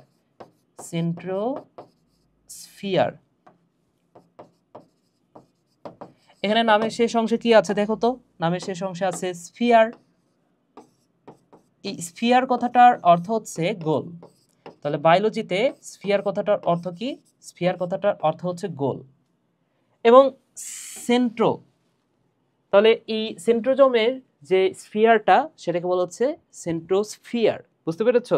এবং এই সেন্ট্রোস্ফিয়ারের ভেতরে স্পেশাল একটা জিনিস থাকে। এই সেন্ট্রোস্ফিয়ারের ভেতরে এখানে এরকম একটা অঙ্গাণু থাকে, তাহলে এরকম অঙ্গাণু কয়টা আছে দেখো তো? দুইটা আছে। তাহলে এই সেন্ট্রোস্ফিয়ারের ভেতরে কয়টা অঙ্গাণু আছে? দুইটা। এই দুইটাকে বলা হয় সেন্ট্রিওল। এটাকে বলা হয় সেন্ট্রিওল। তাহলে এই সেন্ট্রোস্ফিয়ার এবং সেন্ট্রিওল এই দুটাকে একত্রে বলা হয় সেন্ট্রোজোম। আশা করি বুঝতে পেরেছো। তাহলে এই সেন্ট্রোস্ফিয়ার এবং সেন্ট্রিওল এই দুটাকে একত্রে বলা হয় সেন্ট্রোজোম। এবং এই সেন্ট্রোজোমটা উদ্ভিদ কোষে থাকে না, এই কথাটাও মনে রাখো। এই সেন্ট্রোজোমটা কোথায় থাকে ভাইয়া? এই সেন্ট্রোজোমটা থাকে শুধুমাত্র প্রাণী কোষে। এটা পাওয়া যায় শুধুমাত্র প্রাণী কোষে। ওকে, তাহলে এই সেন্ট্রোজোমের কাজ কি দেখো ভাইয়া। এই যে এই সেন্ট্রিওলটা, এর ভেতরে যে দুইটা সেন্ট্রিওল ছিল, এই দুটা সেন্ট্রিওল নিউক্লিয়াসের দুই পাশে চলে যাবে, বা কোষের দুই পাশে চলে যাবে। এই যে দেখো এই সেন্ট্রিওলটা আস্তে আস্তে কোথায় চলে যাচ্ছে দেখো তো ভাইয়া। সেন্ট্রিওলটা একটা চলে আসবে এই জায়গাটাতে, আরেকটা চলে আসবে এই জায়গাটাতে। কিন্তু উদ্ভিদ কোষের ক্ষেত্রে এই টাইপের কোনো সেন্ট্রিওল নাই। বুঝতে পেরেছো? তাহলে এটা হচ্ছে ডিফারেন্স। তাহলে দেখো এটা একটা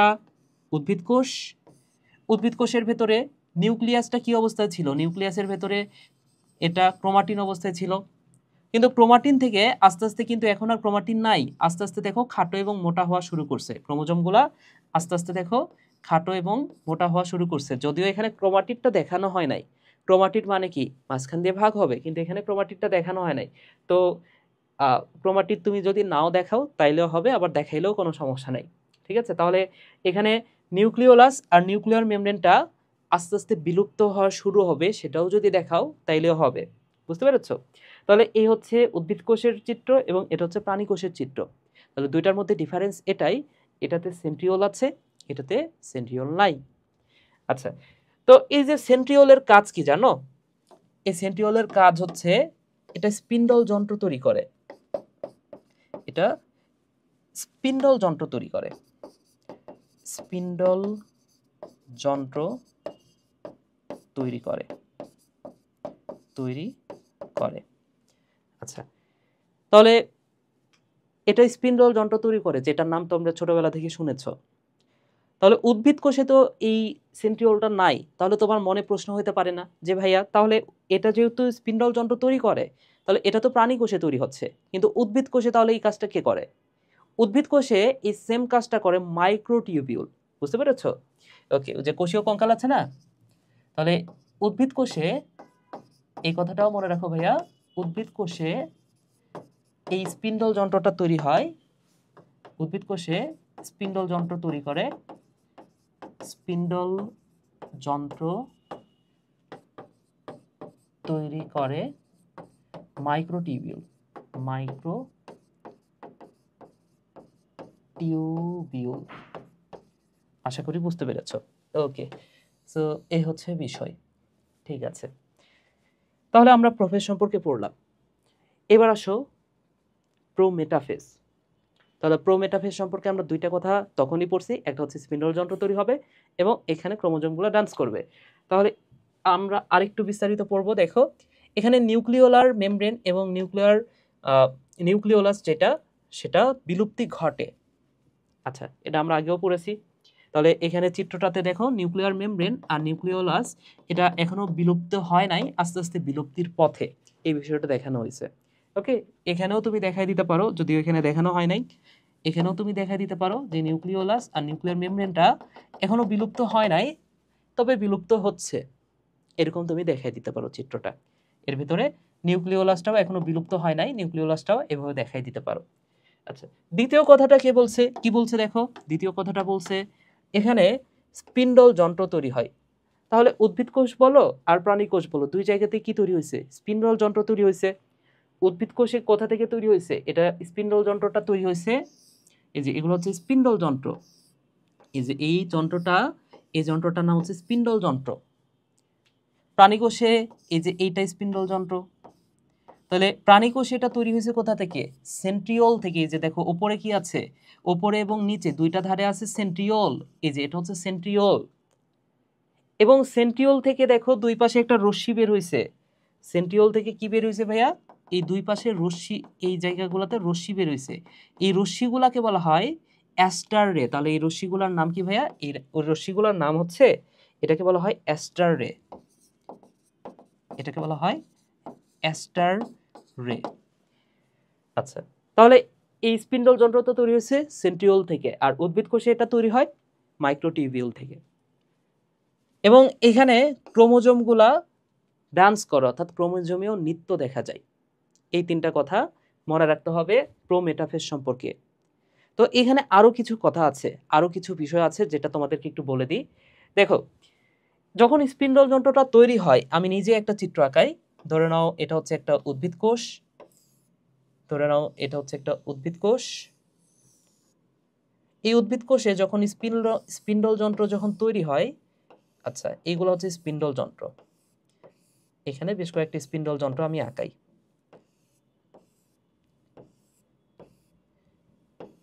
আচ্ছা, এইগুলো হচ্ছে স্পিন্ডল যন্ত্র।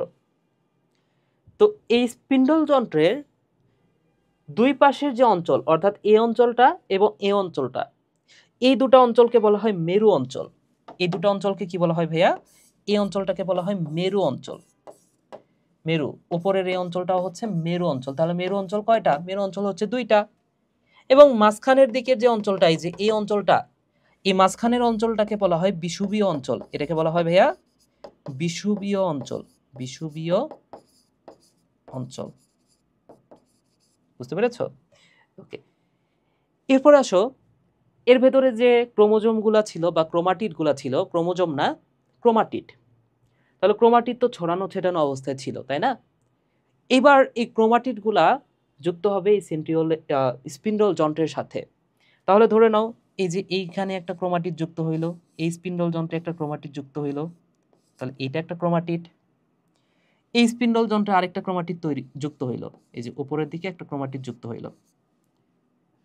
এই স্পিন্ডল যন্ত্রে আরো একটা ক্রোমাটিড যুক্ত হইল। ঠিক আছে, তাহলে ধরে নাও যে তিনটা স্পিন্ডল যন্ত্রে তিনটা ক্রোমাটিড যুক্ত হয়েছে। তাহলে এই স্পিন্ডল যন্ত্রে এটা কি ভাইয়া, এটা কি ভাইয়া বলতো? এটা হচ্ছে স্পিন্ডল যন্ত্র। এটাকে বলা হয় স্পিন্ডল যন্ত্র। স্পিন্ডল যন্ত্র। কিন্তু এই স্পিন্ডল যন্ত্রে দেখো ক্রোমাটিডটা যুক্ত হয় নাই। যুক্ত হয়েছে কোন স্পিন্ডল যন্ত্রে? তিনটা স্পিন্ডল যন্ত্র আমি দেখাচ্ছি। এই তিনটা স্পিন্ডল যন্ত্রে ক্রোমাটিডটা যুক্ত হয়েছে। তাহলে যে স্পিন্ডল যন্ত্রে ক্রোমাটিডটা যুক্ত হয় সেটাকে আদর করে আমরা একটি স্পেশাল নামে ডাকতে পারি। তাহলে এটাকে তো স্পিন্ডল যন্ত্র বলা হবেই, পাশাপাশি আদর করে আরও একটা নামে আমরা ডাকতে পারি, এটাকে বলা হয় আকর্ষণ তন্তু। যেহেতু স্পিন্ডল যন্ত্র ক্রোমাটিডকে আকর্ষণ করছে, এই কারণে এটাকে আমরা বলতে পারি আকর্ষণ তন্তু। আকর্ষণ তন্তু, বা এটারই আরো একটা নাম হচ্ছে, এটাকে বলা হয় ট্রাকশন ফাইবার। ট্রাকশন ফাইবার, অথবা এই ট্রাকশন ফাইবারকে আবার স্পিন্ডল যন্ত্র বলা হয়। কিন্তু যেখানে এই ক্রোমাটিডগুলা আকর্ষিত হয় নাই সেটাকে আমরা স্পিন্ডল যন্ত্র বলবো, ঠিক আছে, কিন্তু এটা আকর্ষণ তন্তু না, কিন্তু এটি আকর্ষণ তন্তু নয়। আকর্ষণ তন্তু নয়, এই কথাটা মনে রাখো। বুঝতে পেরেছো ভাইয়া? ওকে, তাহলে এটা হচ্ছে ট্রাকশন ফাইবার বা আকর্ষণ তন্তু, কিন্তু এটা আকর্ষণ তন্তু না। ঠিক তেমনি এটাও আকর্ষণ তন্তু না। হ্যাঁ, যেমন এই যে এই জায়গাটাতে খেয়াল করে দেখো, সবগুলো স্পিন্ডল যন্ত্র কি ক্রোমাটিডগুলো যুক্ত হয়েছে? হয় নাই। যেমন এইটা হচ্ছে শুধুমাত্র স্পিন্ডল যন্ত্র, কিন্তু যেটাতে যুক্ত হয়েছে সেটাকে আমরা বলতে পারবো আকর্ষণ তন্তু অথবা ট্রাকশন ফাইবার। বুঝতে পেরেছো? ওকে, তাহলে আমরা বুঝতে পারলাম। এবং আরো একটা কথা মনে রাখো, এই যে এটা যদি একটা ক্রোমাটিড হয়, এটা যদি একটা ক্রোমাটিড হয়, এটা একটা যদি ক্রোমাটিড হয়, এই ক্রোমাটিডের যে সেন্ট্রোমিয়ার অঞ্চল, এই অঞ্চলটাকে কি বলা হচ্ছে? এই অঞ্চলটাকে বলা হচ্ছে সেন্ট্রোমিয়ার। তাহলে এই সেন্ট্রোমিয়ারের উপরে কি থাকে? আবরণ থাকে, যে আবরণটাকে বলা হচ্ছে কাইনেটোকোর। তাহলে এই কাইনেটোকোরে তো আসলে এই স্পিন্ডল যন্ত্রটা যুক্ত হচ্ছে, তাই না? তাহলে এই কাইনেটোকোরের কোন জায়গাটাতে সেন্ট্রোমিয়ারের কোন জায়গাটাতে এই স্পিন্ডল যন্ত্রটা যুক্ত হচ্ছে? অ্যান্সারটা হচ্ছে কাইনেটোকোর। এবং কাইনেটোকোরের মধ্যে আবার কোন জায়গাটা? মনে রাখো কাইনেটোকোরের মোটর প্রোটিনে। তাহলে মনে রাখো ভাইয়া, এই কথাটাও মনে রাখো। এর সাথে প্রোমেটাফেজ সম্পর্কে আরো একটা কথা মনে রাখো। এখানে মনে রাখবা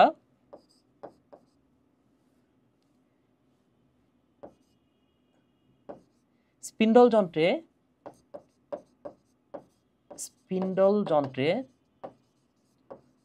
কাইনেটোকোরের সেন্ট্রোমিয়ারে,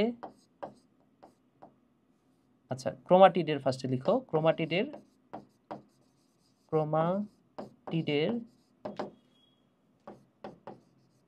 সেন্ট্রোমিয়ারের কাইনেটোকোরের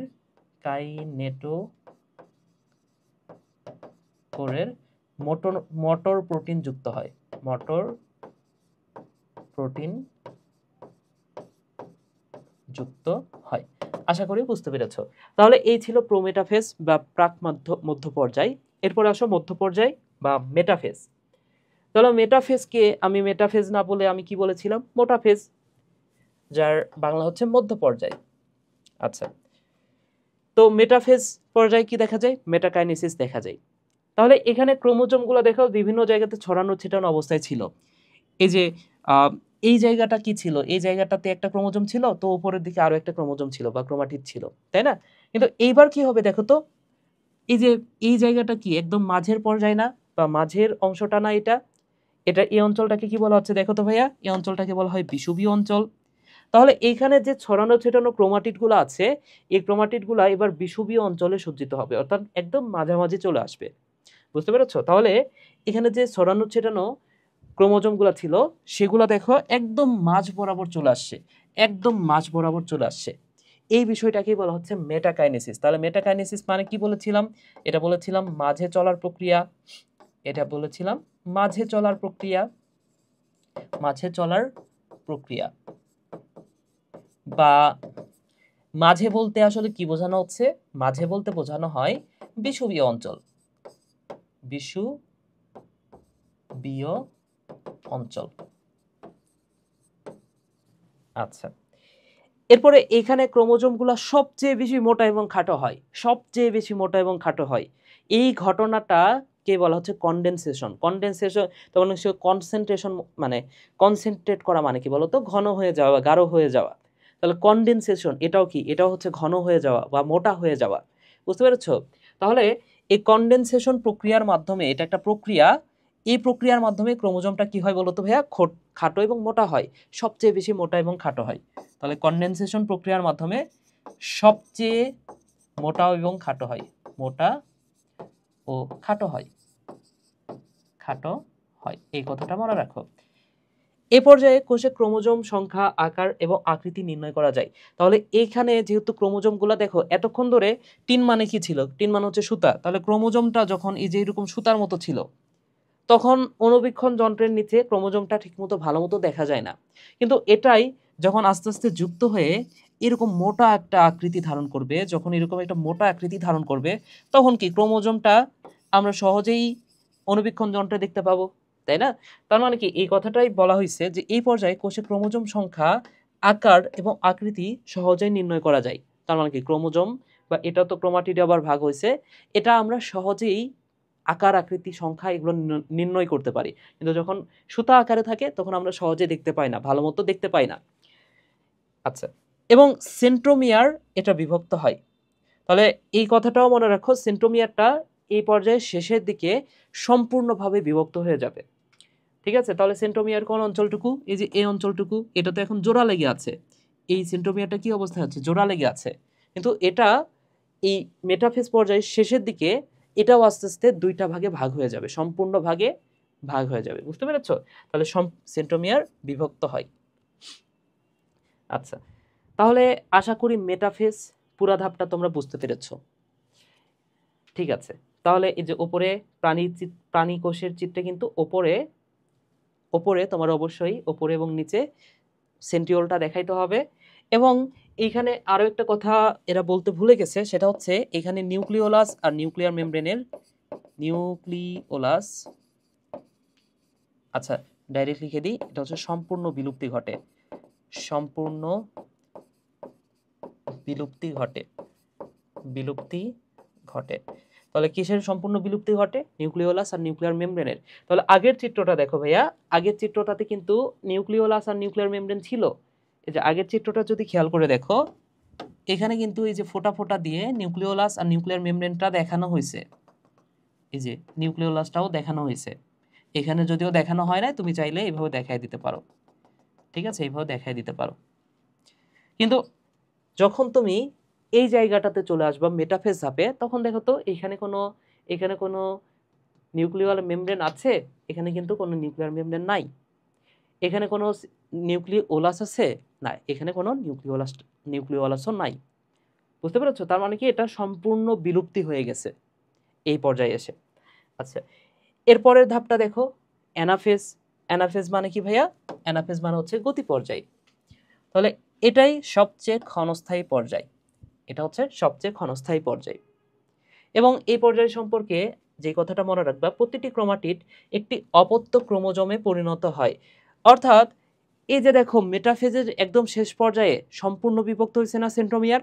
তাহলে সেন্ট্রোমিয়ারটা সম্পূর্ণ বিভক্ত হওয়ার পরে এই সেন্ট্রোমিয়ারটা দেখো, একটা সেন্ট্রোমিয়ার সামনের দিকে চলে যাচ্ছে এবং আরেকটা সেন্ট্রোমিয়ার এদিকে চলে যাচ্ছে। তো ধরে নাও এটা হচ্ছে একটা ক্রোমাটিড, এটা হচ্ছে একটা ক্রোমাটিড। তাহলে এই ক্রোমাটিডকে যখন আমি মাঝ বরাবর ভাগ করে ফেলবো, দুইটা ভাগে ভাগ করে ফেলবো। দুইটা ভাগে ভাগ করে ফেললে আমরা কি পাবো দেখো তো, একটা ক্রোমাটিড থেকে এরকম অঞ্চল পাবো, আর একটা ক্রোমাটিড থেকে আমরা এইরকম অংশ পাবো, তাই না? তাহলে দেখো তো এইটা দেখতে হুবহু একটা ক্রোমোজোমের মতো না? তার মানে কি ক্রোমাটিডগুলা, প্রতিটা ক্রোমাটিড, এইটা একটা ক্রোমাটিড, এটা আরেকটা ক্রোমাটিড, এই দুইটা ক্রোমাটিড থেকে দুইটা ক্রোমোজোম, অপত্য ক্রোমোজোম তৈরি হয়। তাহলে এটা একটা ক্রোমাটিড, এটা একটা ক্রোমাটিড, এই দুইটা ক্রোমাটিড থেকে দুইটা অপত্য ক্রোমোজোম সৃষ্টি হয়েছে। বুঝতে পেরেছো? আচ্ছা, এরপরে দেখো সেন্ট্রোমিয়ারটা অগ্রগামী এবং বাহুদ্বয় অনুগামী। অনুগামী মানে হচ্ছে পেছনের দিকে, অগ্রগামী মানে হচ্ছে সামনের দিকে। তাহলে এখানে তুমি যদি চিত্রটা একটু খেয়াল করে দেখো, এখানে এই অংশটা হচ্ছে সেন্ট্রোমিয়ার, এই অংশটা হচ্ছে সেন্ট্রোমিয়ার। তো এই স্পিন্ডল যন্ত্রটা তো সেন্ট্রোমিয়ারকে এই এই জায়গাটাতে নিয়ে আসবে, তাই না? অর্থাৎ মেরু অঞ্চলে নিয়ে আসবে। আমরা তো তখনই পড়েছি অ্যানাফেজ ধাপে কি হয়, মেরুমুখী চলন দেখা যায়। এ ধাপে মেরুমুখী চলন দেখা যাবে, অর্থাৎ এখানে যে ক্রোমোজোমটা, এই ক্রোমোজোমটা কোথায় চলে আসতেছে, মেরুর দিকে চলে আসতেছে, ক্রোমোজোমটা মেরুর দিকে চলে আসতেছে। তাহলে যখন আসে সেই সময়টাতে দেখো তো সেন্ট্রোমিয়ারটা কোন দিকে আছে, সামনের দিকে আছে। সেন্ট্রোমিয়ারটা কোথায় আছে, সেন্ট্রোমিয়ারটা সামনের দিকে আছে। কিন্তু কিন্তু ওই যে বাহু দুইটা কিন্তু পেছনে আছে। এই যে দেখো বাহু দুইটা পেছনের দিকে আছে। ওপরের দিকেও তাকাও, এখানে সেন্ট্রোমিয়ারটা সামনে আছে, বাহু দুইটা পেছনের দিকে আছে। তো এই বিষয়টাকেই বোঝানো হচ্ছে।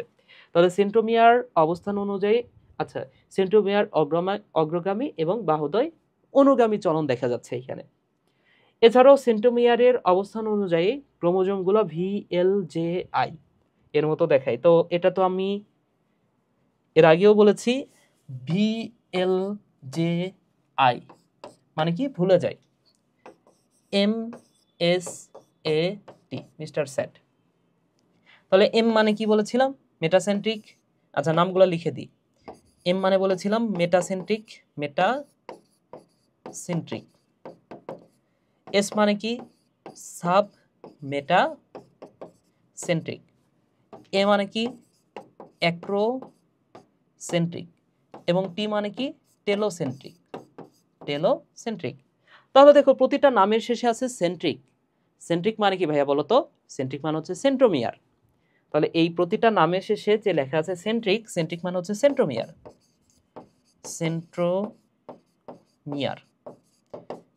সেন্ট্রিক কথাটার অর্থ হচ্ছে সেন্ট্রোমিয়ার। তাহলে মেটা মানে কি? মেটা মানে হচ্ছে মাঝে। তাহলে আমি যদি একটা ক্রোমোজোম আঁকাই, ধরে নাও এটা হচ্ছে একটা ক্রোমোজোম। এই ক্রোমোজোমের দুইটা বাহুর ঠিক মাঝ বরাবর যদি আমি একটা সেন্ট্রোমিয়ার দিই, তাহলে সেটা দেখতে কিসের মতো মনে হবে? আমি উল্টা করে আঁকাই। ধরে এটা হচ্ছে সেন্ট্রোমিয়ার, এখানে দুইটা বাহু আঁকাইলাম।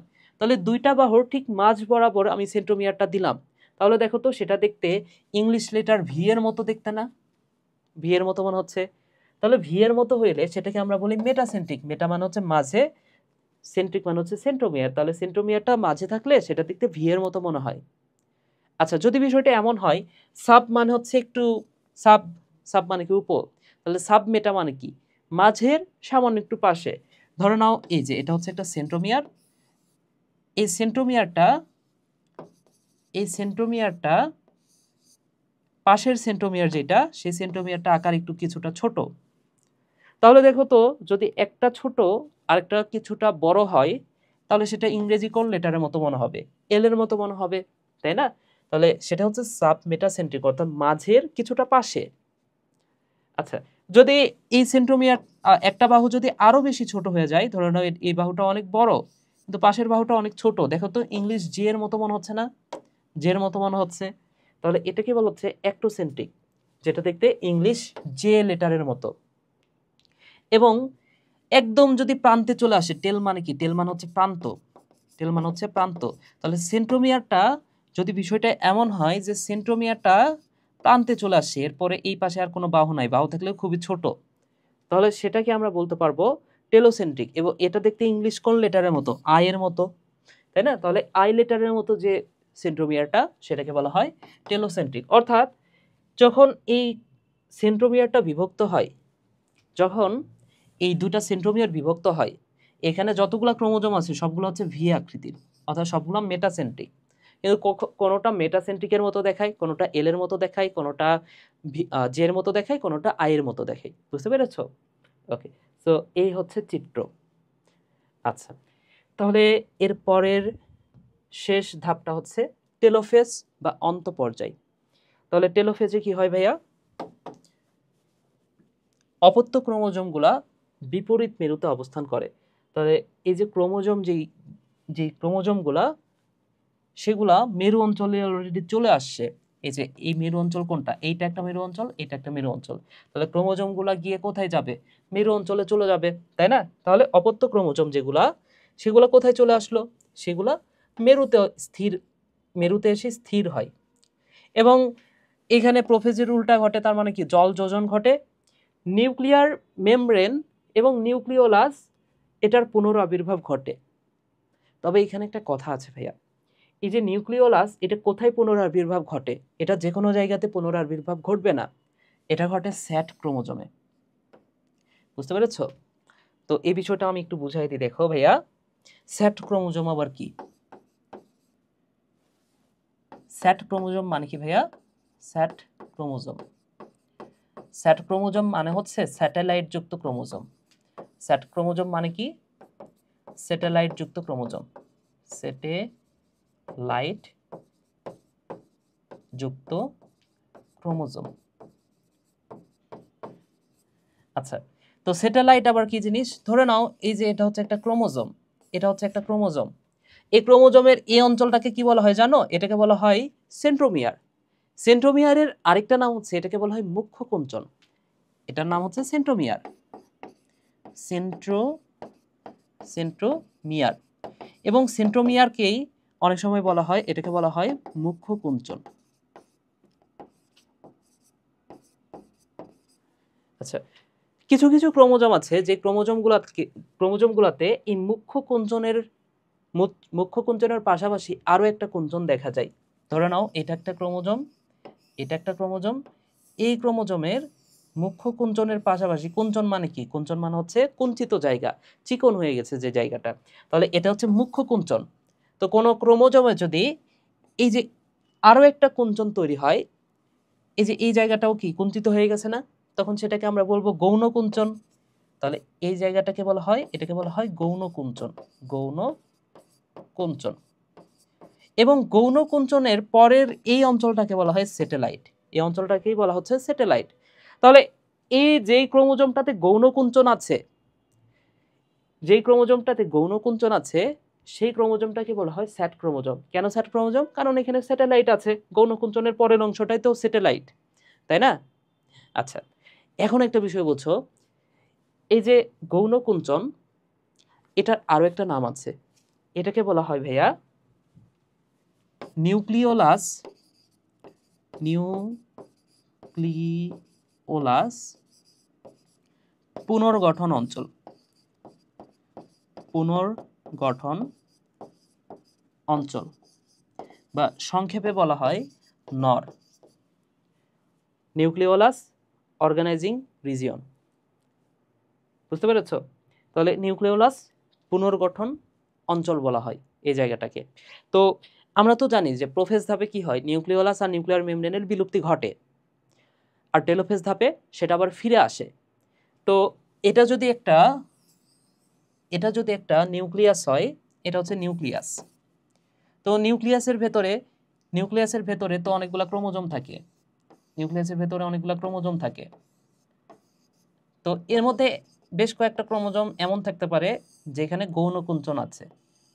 ধরে নাও এই ক্রোমোজোমটাতে গৌণ কুঞ্চন নাই, এটাতেও নাই, কিন্তু এটাতে গৌণ কুঞ্চন আছে।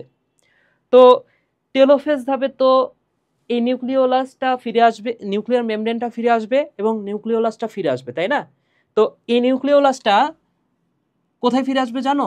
এই যে গৌণ কুঞ্চনের এই জায়গাটাতে ফিরে আসবে। বুঝতে পেরেছো? তার মানে কি এইখানে গৌণ কুঞ্চনের এই জায়গাটাতে নিউক্লিওলাসটার পুনরাবির্ভাব ঘটবে। ঠিক আছে ভাইয়া? তাহলে এই কথাটাই বলা আছে, দেখো নিউক্লিওলাসের যে পুনরাবির্ভাব ঘটবে এটা কোথায়? স্যাট ক্রোমোজোমের গৌণ কুঞ্চনে। স্যাট ক্রোমোজোমের কোথায়? গৌণ কুঞ্চনে, যে কোনো জায়গাতে না, গৌণ কুঞ্চনেই নিউক্লিওলাসের পুনরাবির্ভাব ঘটবে। আশা করি বুঝতে পেরেছো। তো এখানে তোমার গৌণ কুঞ্চনে এত কিছু দেখাইতে হবে না, তোমার জাস্ট এখানে যখন দুইটা অঞ্চলে ভাগ হয়ে যাবে, ভাগ হয়ে গেলে এই যে এটার নিউক্লিয়ার মেমব্রেনটা দিয়ে দিবা, তারপর আবারও তো জল যোজন হবে। তাহলে জল যোজন হলে কি হবে বলো তো? ক্রোমোজোমটা আবারও খাটো ছিল, এখন লম্বা হবে, মোটা ছিল সরু হয়ে যাবে। তাহলে মোটা এবং সরু এবং লম্বা হবে। তার মানে কি ক্রোমোজোমটা জাস্ট এই যে এইভাবে সুতার মতো, আবারও সুতার মতো দিয়ে দিবা। ঠিক আছে, আবারও সুতার মতো দিয়ে দিবা, আবারও সুতার মতো, এবং নিউক্লিওলাসটা যে কোনো জায়গাতে দিলেই হবে। বুঝতে পেরেছো ভাইয়া? ওকে, আচ্ছা, তাহলে স্পিন্ডল যন্ত্রের কাঠামো ভেঙে পড়ে, স্পিন্ডল যন্ত্র আর থাকে না, এবং স্পিন্ডল যন্ত্রের ফাইবারগুলো ধীরে ধীরে বিলুপ্ত হতে থাকে। হ্যাঁ, বিলুপ্ত তো হবেই। আশা করি বুঝতে পেরেছো। তাহলে এই হচ্ছে টেলোফেজ। টেলোফেজ ধাপে এই ঘটনাগুলো ঘটে। তাহলে চিত্রটাও আশা করি বুঝতে পেরেছো। চিত্রটা জাস্ট এই যে স্পিন্ডল যন্ত্র যেটা, সেটা ভেঙে যাচ্ছে, সেটা নষ্ট হয়ে যাচ্ছে, এখানেও সেটা ভেঙে যাচ্ছে, এবং দুই পাশে গিয়ে দুইটা নিউক্লিয়াস তৈরি করে, এবং এর ভেতরে নিউক্লিওলাস আর নিউক্লিয়ার মেমব্রেনের পুনরাবির্ভাব ঘটে। এটা হচ্ছে চিত্র। আশা করি বুঝতে পেরেছো। ঠিক আছে, তাহলে এই এতক্ষণ ধরে আমরা যা কিছু পড়লাম সেটা কি? ক্যারিওকাইনেসিস। এরপরে আসবে ভাইয়া সাইটোকাইনেসিস, তাই না?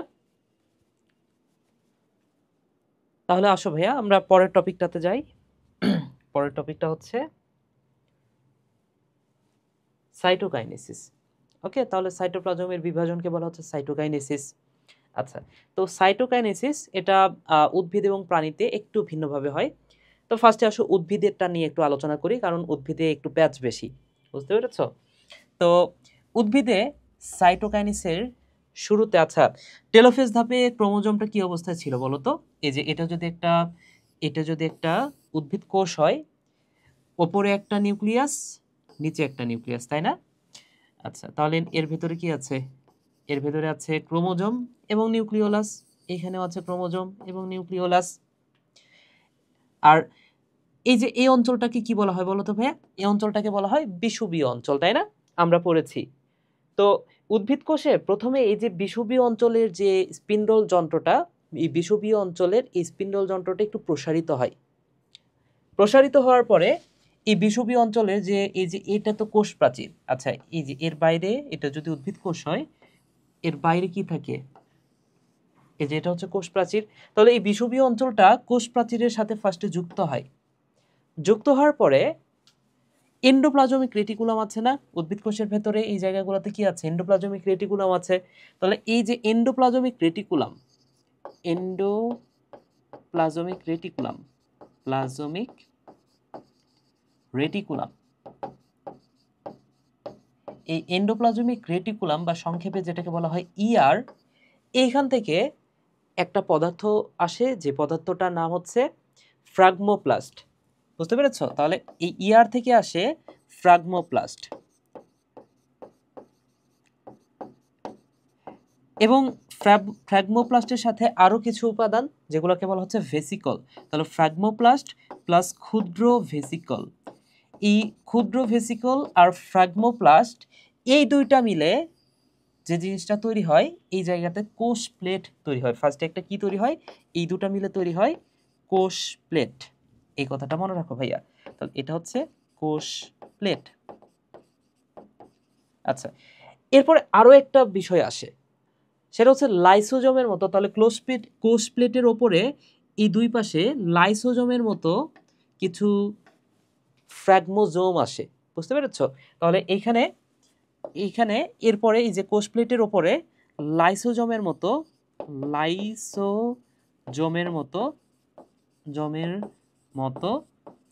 ফ্র্যাগমোজোম জমা হয়।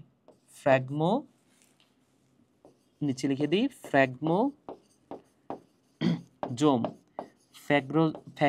ফ্র্যাগমোজোম জমা হয়। তাহলে এই ফ্র্যাগমোজোমটা কি তৈরি করে আসলে? এই ফ্র্যাগমোজোমটা আবার তৈরি করে প্লাজমা লেমা। তাহলে এই ফ্র্যাগমোজোম থেকেই এরপরে তৈরি হয় প্লাজমা লেমা। তাহলে দেখো নামের শেষ অংশে আছে লেমা। লেমা মানে কি বলতো? আচ্ছা, প্লাজমা লেমা মানে হচ্ছে যে প্লাজমা ঝিল্লি। লেমা মানে হচ্ছে ঝিল্লি বা পর্দা।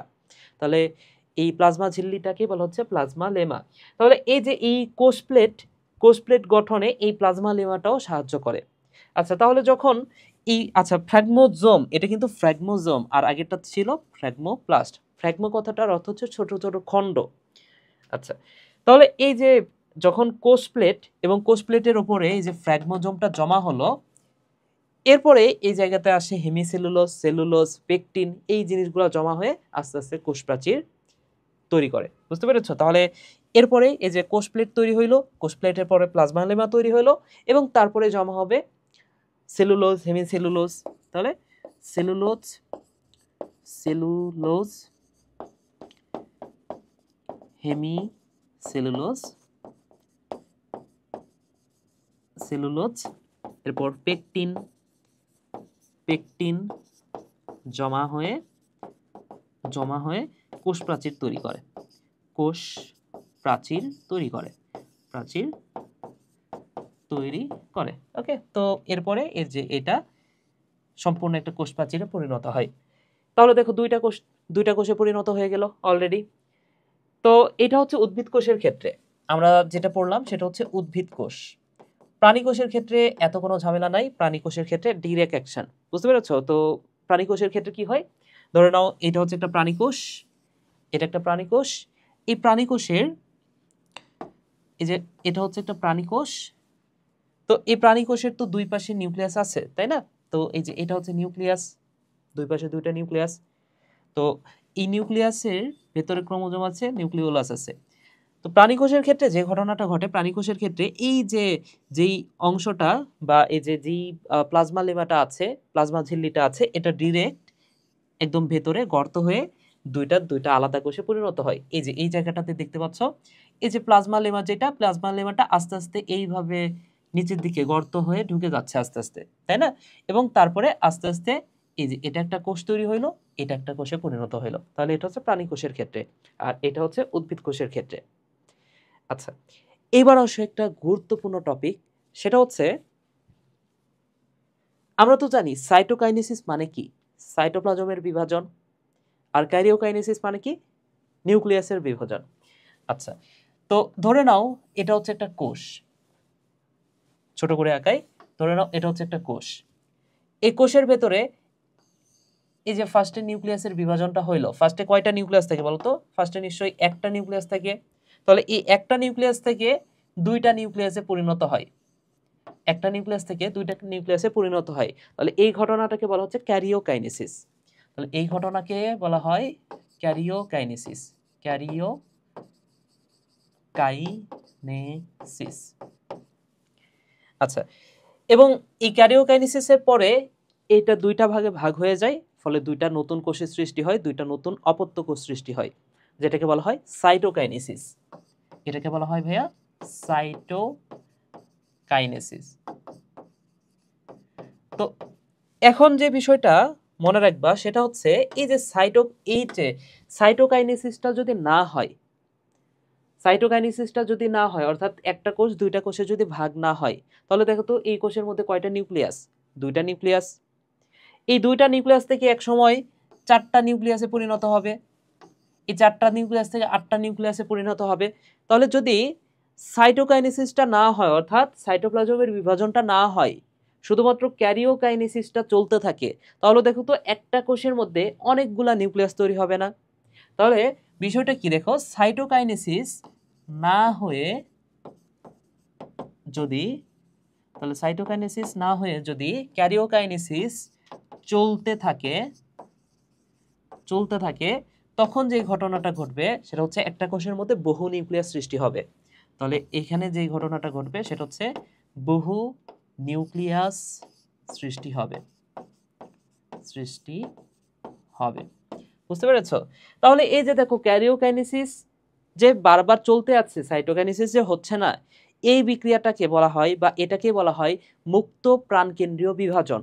তাহলে এই ঘটনাটাকে কি বলা হয় ভাইয়া? এই যে বহু নিউক্লিয়াস যে সৃষ্টি হচ্ছে, এই ঘটনাটাকে বলা হয় মুক্ত প্রাণকেন্দ্রীয় বিভাজন, মুক্ত প্রাণকেন্দ্রীয় বিভাজন, কেন্দ্রীয় বিভাজন।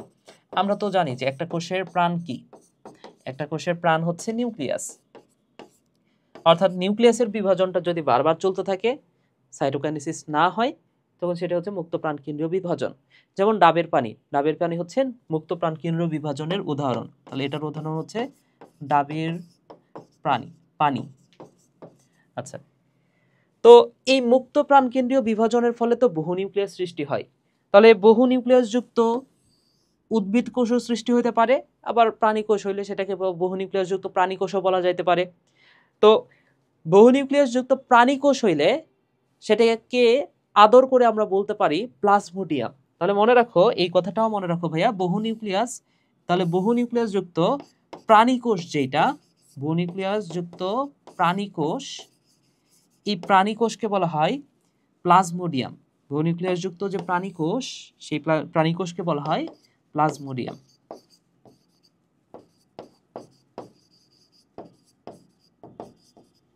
আর বহু নিউক্লিয়াস যুক্ত যে উদ্ভিদ কোষকে বলা হয় সিনোসাইটিক কোষ।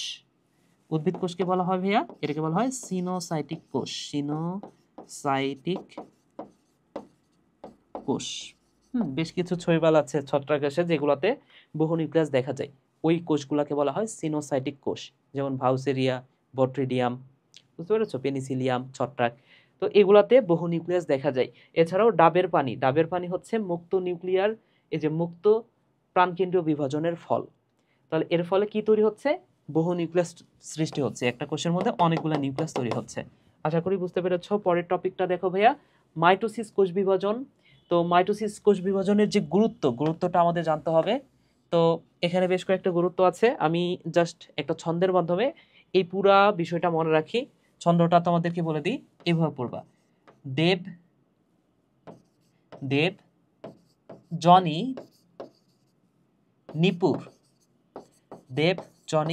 নিপুর ক্ষতিগুলো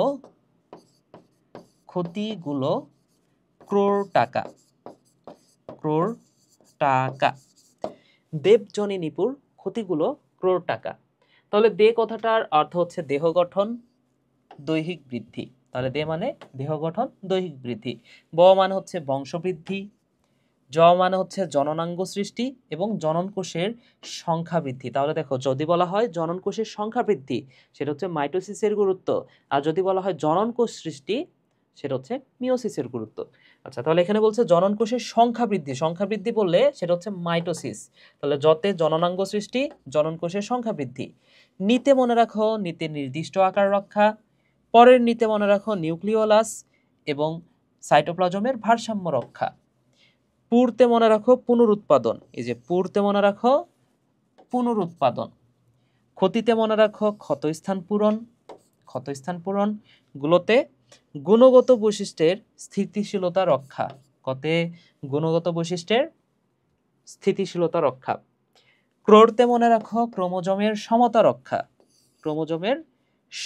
রক্ষা। এবং ক্রোড়তে আরেকটা কথা মনে রাখো, ক্রমাগত ক্ষয় পূরণ। টা থেকে যে কথাটা মনে রাখবা ভাইয়া, টাতে মনে রাখো টিউমার এবং কাতে মনে রাখো ক্যান্সার। টিউমার ও ক্যান্সার। এই টিউমার এবং ক্যান্সার কখন হয়? যখন মাইটোসিসটা অনিয়ন্ত্রিতভাবে বেড়ে যায়। তাহলে এই শেষ দুইটা সম্পর্কে যে কথাটা মনে রাখবা, সেটা হচ্ছে এটা অনিয়ন্ত্রিত মাইটোসিসের ফল। অনিয়ন্ত্রিত মাইটোসিসের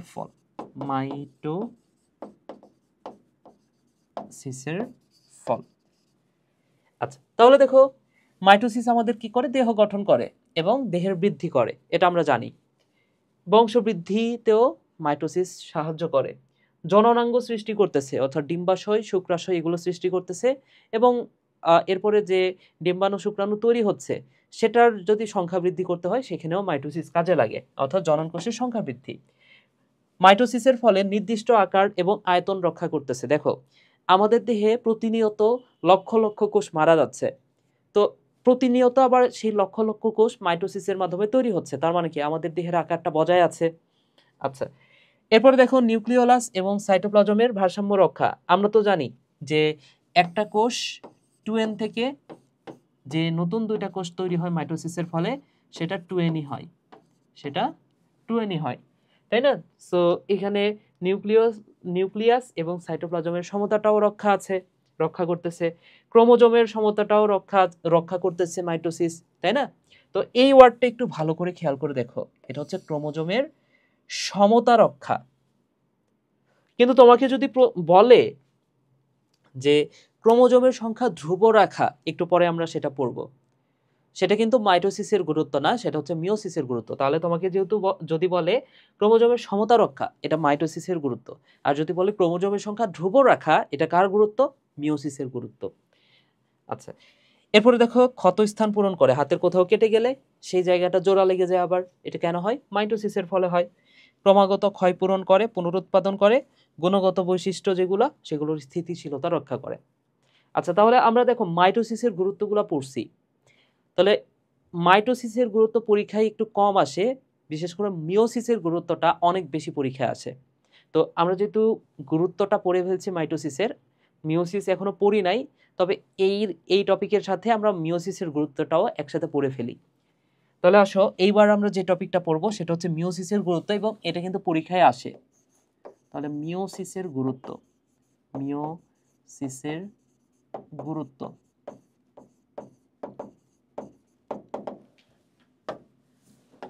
মিওসিসের গুরুত্ব এটাও আমরা একটা ছন্দের মাধ্যমে মনে রাখতে পারি।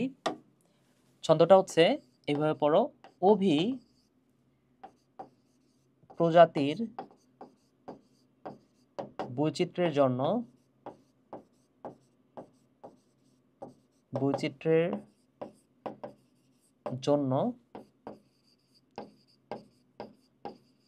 মেন্ডেলের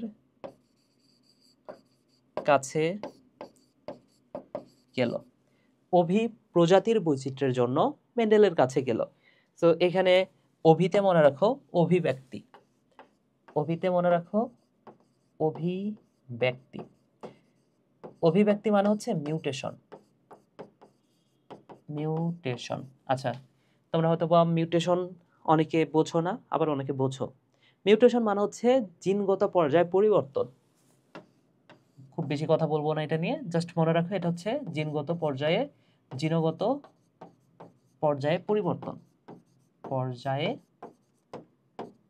পরিবর্তন। এটা নিয়ে জুলজির 11 অধ্যায়ে আলোচনা করা আছে, তখনই বুঝতে পারবা মিউটেশন আসলে কি। তো ধরে নাও যে জিনগত পর্যায়ে আমাদের ডিএনএর ভেতরে ছোট্ট একটা অংশকে কি বলা হচ্ছে? জিন। তো এই জিনের মধ্যে যদি কোনো একটা পরিবর্তন চলে আসে, ধরে নাও জিন আমাদের চুলটাকে কালো করতেছে, কিন্তু হঠাৎ করে তোমার দেহের মধ্যে জিনের মধ্যে এমন একটা পরিবর্তন চলে আসলো, তুমি ঘুম থেকে উঠে দেখো যে তোমার চুলের রং হয়ে গেছে সবুজ কালার, অপু ভাইয়ের মতো। তো তাহলে দেখো এই যে জিনের পরিবর্তনের কারণে তোমার বৈশিষ্ট্যের পরিবর্তন হইলো, এই বিষয়টাকে বলা হচ্ছে মিউটেশন।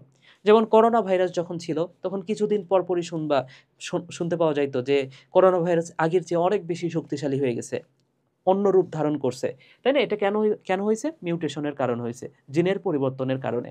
আচ্ছা, প্রজাতিতে মনে রাখো প্রজাতির ধারাবাহিকতা রক্ষা। প্রজাতির ধারাবাহিকতা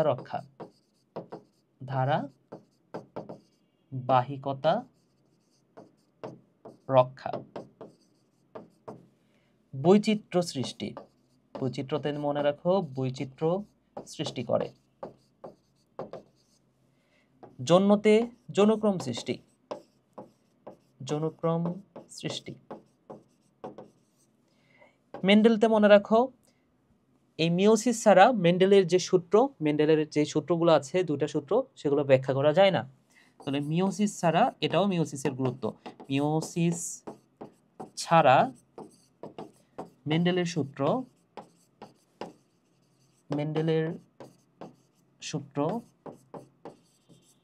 ব্যাখ্যা করা যায় না। ওকে, কাছেতে মনে রাখো ক্রোমোজোমের, ওই যে একটু আগে যেটা বললাম, ক্রোমোজোমের সংখ্যা ধ্রুব রাখা।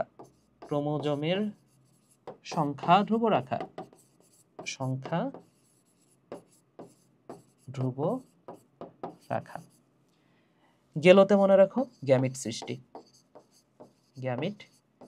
সৃষ্টি। ওকে ভাইয়া, তাহলে এই হচ্ছে বিষয়, অভিব্যক্তি, প্রজাতির ধারাবাহিকতা রক্ষা, বৈচিত্র্য সৃষ্টি, যৌনক্রম সৃষ্টি, মিওসিস ছাড়া মেন্ডেলের সূত্র ব্যাখ্যা করা যায় না, ক্রোমোজোমের সংখ্যা ধ্রুব রাখা, এবং গ্যামিট সৃষ্টি। তাহলে এগুলো হচ্ছে মিওসিসের গুরুত্ব। আচ্ছা, যৌনক্রম মানে কি? যৌনক্রম মানে হচ্ছে, এই যে দেখো এখানে বেশ কয়েকটা আননোন ওয়ার্ড হয়তো তোমাদের কাছে লাগতে পারে। যৌনক্রম সৃষ্টি, যৌনক্রম মানে হচ্ছে ডিপ্লয়েড এবং হ্যাপ্লয়েড দশার পর্যায়ক্রমিক আবর্তনকে বলা হয় যৌনক্রম। অর্থাৎ আমাদের দেহকোষটা কেমন? 2n, 2n, এই 2n থেকে আমাদের জনন কোষটা কেমন হবে? এটা যদি পিতা হয়, এটা যদি মাতা হয়, তাহলে 2n থেকে n হবে নিশ্চয়ই। এবং এই দুটা যখন আবারও যুক্ত হবে তখন আবারও কিন্তু 2n হয়ে যাবে, তাই না? তাহলে দেখো এখানে যদি n তৈরি না হতো, অর্থাৎ এখানে যদি মিওসিস হয়ে ক্রোমোজোম সংখ্যা অর্ধেক না হইতো, সেই ক্ষেত্রে কি হইতো ভাইয়া বলো তো? এখানে 2n এর জায়গায় 4n হয়ে যাইতো। এখানে n না হলে এখানে 4n হয়ে যাইতো। তাহলে কি ক্রোমোজোমের সংখ্যা কি ধ্রুব থাকতো? ক্রোমোজোমের সংখ্যা ধ্রুব থাকতো না। এই যে এখানে আরো একটা বৈশিষ্ট্য আমরা পড়ছি, ক্রোমোজোমের সংখ্যা ধ্রুব রাখা। আগের বার কি ছিল? আগের বার ছিল ক্রোমোজোমের সমতা রক্ষা। এবার ক্রোমোজোমের সংখ্যা ধ্রুব রাখা। ধ্রুব রাখা মানে কি ভাইয়া? এই যে দেখো এখানে 2n থেকে n হচ্ছে, nটা যদি না হতো, n যদি না হইতো, তাহলে এখানে যদি 2nই থাকতো, সেক্ষেত্রে 2n 2n মিলে কি হয়ে যাইতো? এখানে 4n হয়ে যাইতো। কিন্তু এখানে যেহেতু অর্ধেক হয়ে গেছে ক্রোমোজোমের সংখ্যা, 2nটা বজায় আছে। তার মানে কি? ক্রোমোজোমের সংখ্যাটা ধ্রুব আছে, অলওয়েজই 2n থাকবে।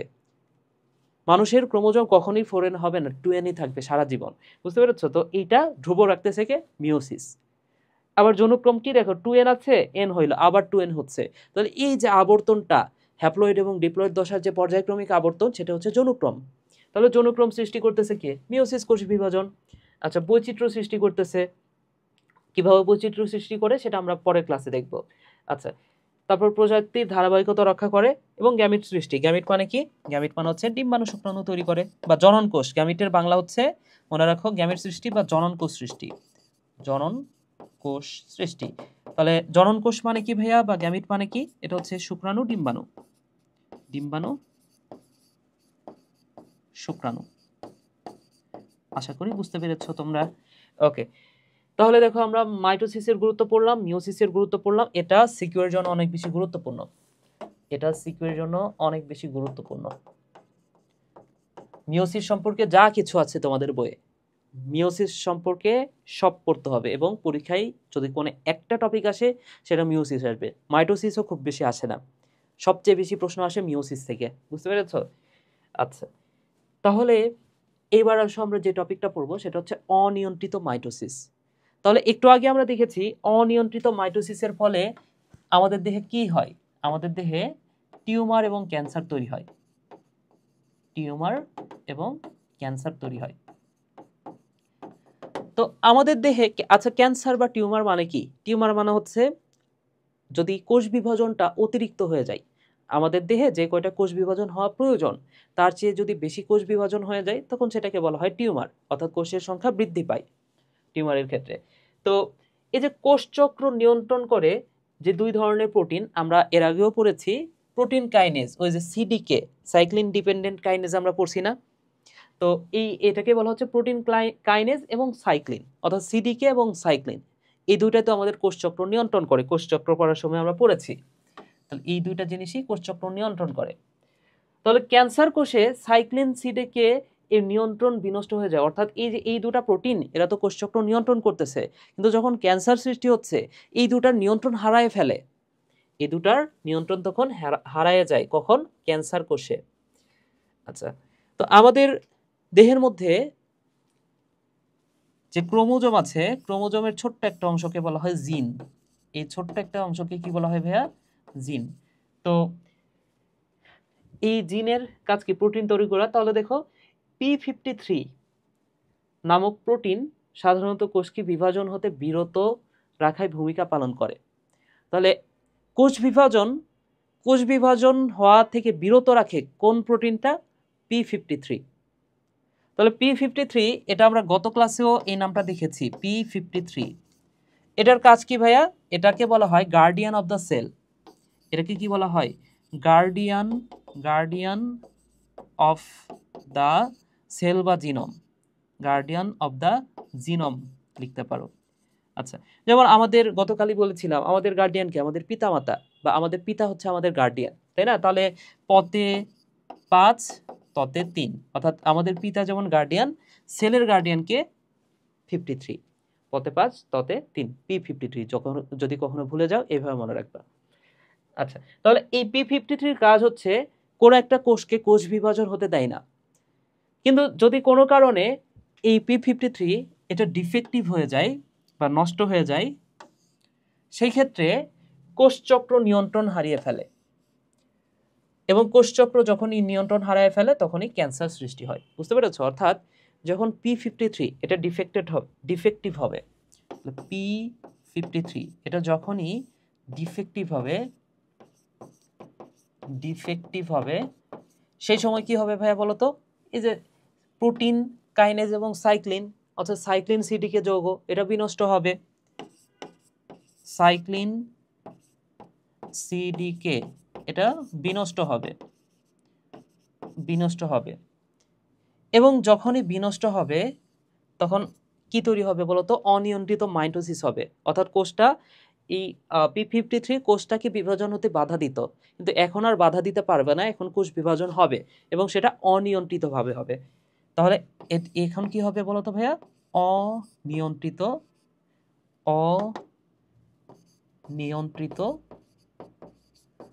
মাইটোসিস।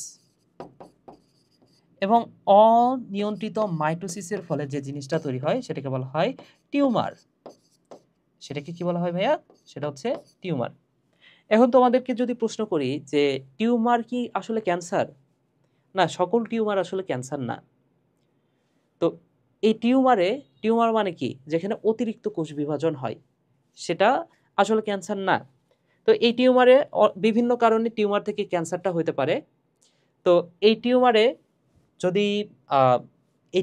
যদি বিভিন্ন ধরনের ভাইরাস অ্যাটাক করে, যেমন HCV, হেপাটাইটিস সি ভাইরাস, এটা অ্যাটাক করতে পারে, অথবা হিউম্যান পাপিলোমা ভাইরাস। এই ভাইরাসগুলো যদি এই টিউমারটাকে অ্যাটাক করলে এই টিউমারটা থেকে এই কোষ বিভাজনটা, অনিয়ন্ত্রিত কোষ বিভাজনটা এটা দেহের বিভিন্ন স্থানে ছড়িয়ে পড়ে। ঠিক আছে? তখন সেটা ক্যান্সারের রূপ নেয়।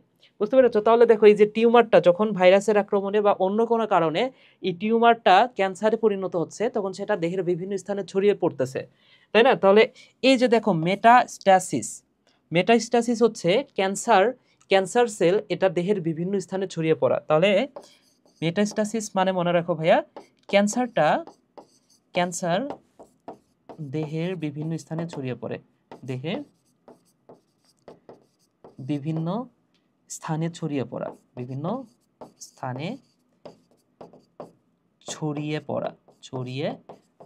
পড়াকে বলা হয় মেটাস্ট্যাসিস। নামটা একটু মনে রাখো। তাহলে তোমাকে যদি প্রশ্ন করে দেহের বিভিন্ন স্থানে ক্যান্সার ছড়িয়ে পড়াকে কি বলা হয়, অ্যান্সার হবে মেটাস্ট্যাসিস। ঠিক আছে, এরপরে দেখো নামের শেষ অংশে আছে সিস। তাহলে এগুলো আমাদের কাছে এখন ডাল ভাত হয়ে গেছে। সিস মানে প্রক্রিয়া, জেনেসিস মানে কি? তৈরির প্রক্রিয়া। জেনেসিস মানে কি? তৈরির প্রক্রিয়া।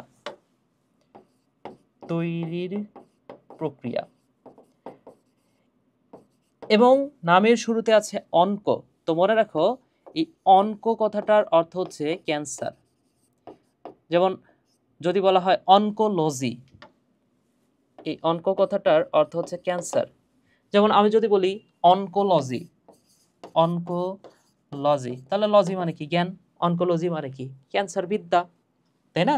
তাহলে এটা হচ্ছে অনকোলজি মানে হচ্ছে ক্যান্সার বিদ্যা।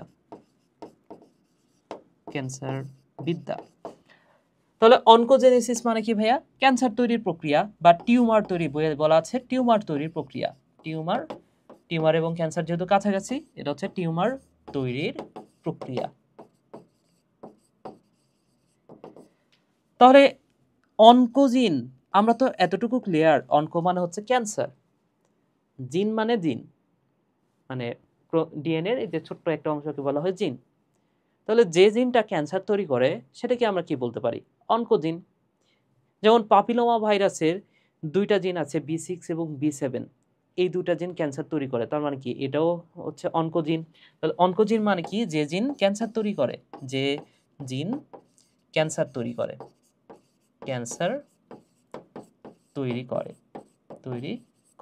সেটাকে বলা হয় অনকোজিন।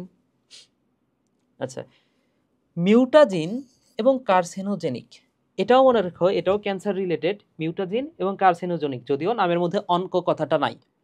তো এটা হচ্ছে যে সকল পদার্থ ক্যান্সার তৈরি করে, এটা হচ্ছে যে জিন ক্যান্সার তৈরি করে সেটা হচ্ছে অনকোজিন, আর মিউটাজিন বা মিউটাজেন্স বা কার্সিনোজেনিক পদার্থ এটা হচ্ছে যে সকল রাসায়নিক পদার্থ, তাহলে যে রাসায়নিক পদার্থ ক্যান্সার তৈরি করে, রাসায়নিক পদার্থ পদার্থ ক্যান্সার করে সেটা হচ্ছে মিউটাজিন। বুঝতে পেরেছো ভাইয়া? ওকে, তাহলে এই যে টিউমার তৈরির প্রক্রিয়া, যেটা টিউমার তৈরির প্রক্রিয়া, এটাকে বলা হচ্ছে অনকোজেনেসিস। যে জিন ক্যান্সার তৈরি করে সেটা হচ্ছে অনকোজিন। যে রাসায়নিক পদার্থ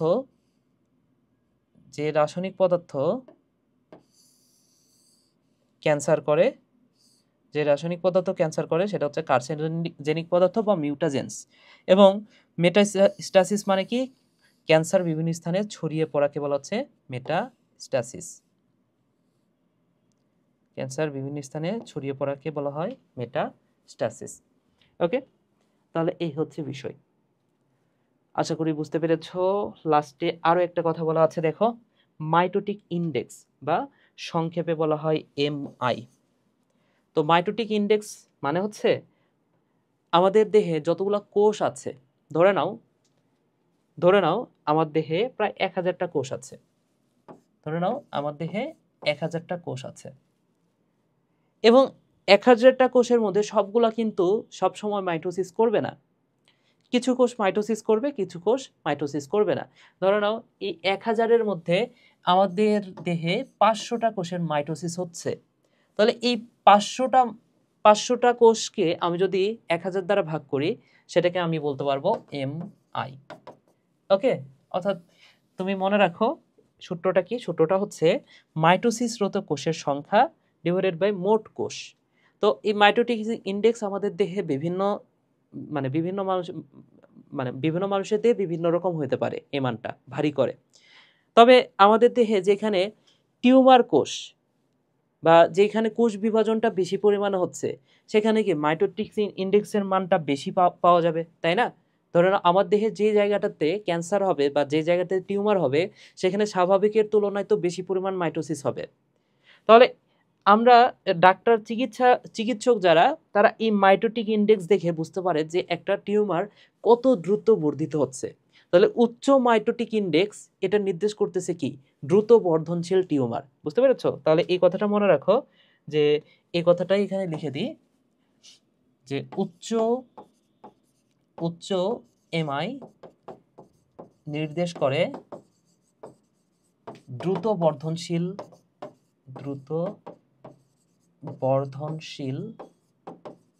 টিউমার। ওকে, কেন দ্রুত বর্ধনশীল টিউমার? কারণ এখানে ওপরে মাইটোসিসরত যে কোষের সংখ্যা, সেটা কিন্তু বেড়ে যাবে টিউমার কোষের ক্ষেত্রে স্বাভাবিকের তুলনায়, তাই না? তার মানে কি মাইটোটিক ইনডেক্স বেশি পাওয়া যাবে, এবং উচ্চ মান পাইলে সেটা নির্দেশ করবে দ্রুত বর্ধনশীল টিউমার। তাহলে পরের টপিকটাতে আসো। পরের টপিকটা হচ্ছে কোষের মৃত্যু। তো আমাদের দেহে যে কোষটা তৈরি হচ্ছে, সেই কোষটা প্রতিনিয়ত কিন্তু মারা যাচ্ছে। কেন মারা যাচ্ছে? যেমন আমাদের দেহে কোন একটা কোষ যদি বেশি দিন জীবিত থাকে, সেটা তত বেশি ক্ষতিকর। এর কারণ হচ্ছে, দেখো, যতদিন বেঁচে থাকবে এই কোষটা, যদি বেশি দিন বেঁচে থাকে, সেক্ষেত্রে এই কোষের মধ্যে ডিফেক্ট হওয়ার সম্ভাবনা বেশি, তাই না? বা এই ক্ষতি হওয়ার সম্ভাবনা বেশি কোষগুলার। তো সেই ক্ষেত্রে টিউমার হতে পারে, ক্যান্সার হতে পারে। এই কারণে একটা কোষ কিছুদিন পর পর মারা যায়। তো এই কোষের মৃত্যু এটা দুইভাবে হইতে পারে। একটা উপায়কে বলা হয় নেক্রোসিস। তাহলে কোষের মৃত্যু এটা কয়ভাবে হতে পারে? দুইভাবে। প্রথম প্রসেসটা হচ্ছে নেক্রোসিস, ইংলিশে লিখে দিই নেক্রোসিস। এবং 2 নম্বর প্রসেসটা হচ্ছে অ্যাপোপ্টোসিস।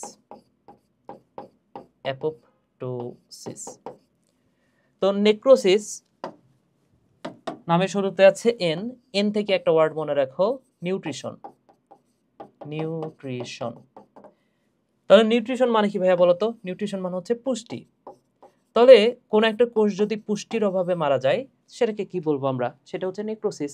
যেমন যারা হচ্ছে ডায়েট করে, হ্যাঁ, ডায়েট করে অনেকে কার্বোহাইড্রেট জাতীয় খাবার খাওয়া বাদ দিয়ে দেয়।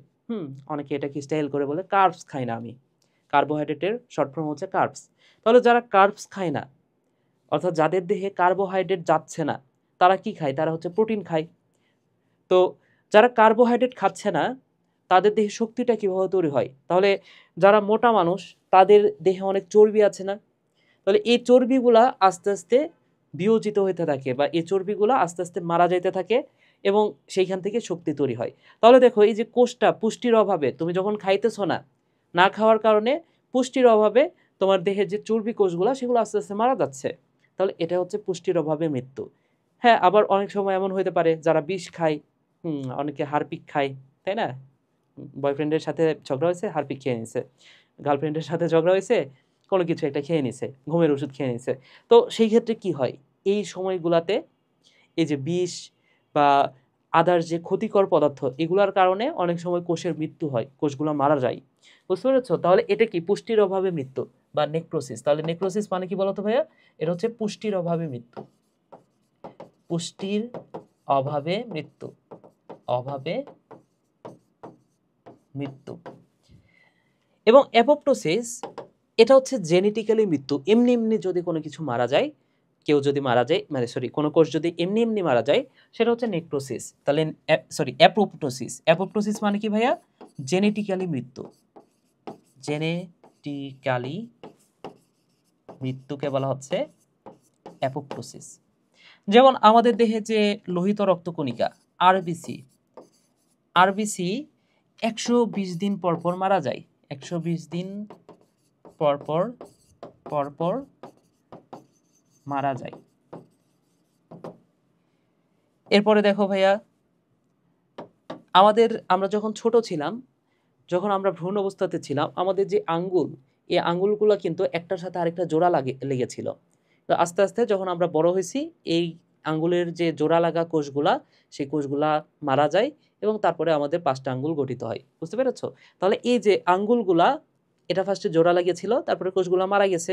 তার মানে কি? এটা হচ্ছে জেনেটিক্যালি মৃত্যু। ঠিক আছে? তাহলে আমাদের দেহের প্রতিটা কোষ যদি এমনি এমনি মারা যায়, সেটা হচ্ছে জেনেটিক্যালি মৃত্যু। যেমন আরবিসি 120 দিন পর পর মারা যাচ্ছে, এটা জেনেটিক্যালি মৃত্যু। ঠিক আছে? তাহলে এই হচ্ছে কোষের মৃত্যু।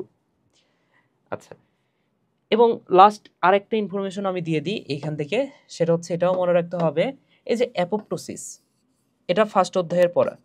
তো ফার্স্ট অধ্যায়ের পড়াগুলো হচ্ছে এক জায়গাতে করে ফেলতে হয়, বুঝছো? যদি ফার্স্ট অধ্যায়ের পড়া দ্বিতীয় অধ্যায়ে কোনো জায়গাতে পাও, সেক্ষেত্রে তুমি নোট করার সময় দ্বিতীয় অধ্যায়ে ওই জায়গাটা টুকে নিবা। ঠিক আছে? ধরে নাও যে দশম অধ্যায়ের পড়ার সাথে তৃতীয় অধ্যায়ের কোনো একটা পড়া মিল আছে, তো দুই জায়গাতেই দশম অধ্যায় পড়ার সময় দ্বিতীয় অধ্যায়ের এই পড়াটা তুলে নিবা, দ্বিতীয় অধ্যায় পড়ার সময় দশম অধ্যায়ে সেই পড়াটা তুলে নিবা। ঠিক আছে? তো প্রথম অধ্যায়ে যে কথাটা বলা আছে, এই যে অ্যাপোপ্টোসিস, এটা নিয়ন্ত্রণ করে মাইটোকন্ড্রিয়া। তাহলে এই অ্যাপোপ্টোসিস নিয়ন্ত্রণ করে কে? নিয়ন্ত্রণ করে মাইটোকন্ড্রিয়া। মাইটোকন্ড্রিয়া। ঠিক আছে ভাইরা? ওকে, তাহলে আমরা একদম শেষের পথে চলে আসছি। একটা এমসিকিউ দেখো, মাইটোসিসের কোন পর্যায়ে সেন্ট্রোমিয়ার সম্পূর্ণ বিভক্ত হয়? তাহলে এই যে সম্পূর্ণ কথাটা থাকলে সেটা হবে মেটাফেজ। ঠিক আছে, তাহলে দেখো, আমরা মায়োসিস আজকে পড়বো না, মানে আমরা পরের ক্লাসটাতে পড়বো মায়োসিস। মাইটোসিস আমরা সব কিছু জানলাম, এ টু জেড যা কিছু জানা প্রয়োজন ছিল সব কিছুই কিন্তু আমরা জেনেছি। অর্থাৎ দেখো, ক্লাসের মধ্যে আমি এমন কিছু নাই যেটা পড়াই নাই, বইয়ের মধ্যে আছে, ক্লাসের মধ্যে আমি পড়াই নাই, এমন কোনো কিছুই নাই, তাই না? তো ক্লাসটাই যদি তোমরা মন দিয়ে করতে পারো ভাইয়া, হ্যাঁ, তুমি যদি কোনো বিষয়ে বুঝতে সমস্যা হয়, ক্লাসটা প্রয়োজনে আরও একবার রিভার্স করে সেই জায়গাটা থেকে দেখো, তোমার প্রত্যেকটা বিষয় ক্লিয়ার হয়ে যাবে। ঠিক আছে ভাইয়া? আচ্ছা, ছোট্ট আরেকটা কথা বলতে ভুলে গেছি, সেটা হচ্ছে, সেই ইনফরমেশনটা দিয়ে আজকের ক্লাসটা শেষ করে দিই। সেটা হচ্ছে, ওই যে ক্যান্সার যে করে, তাহলে পাপিলোমা ভাইরাসের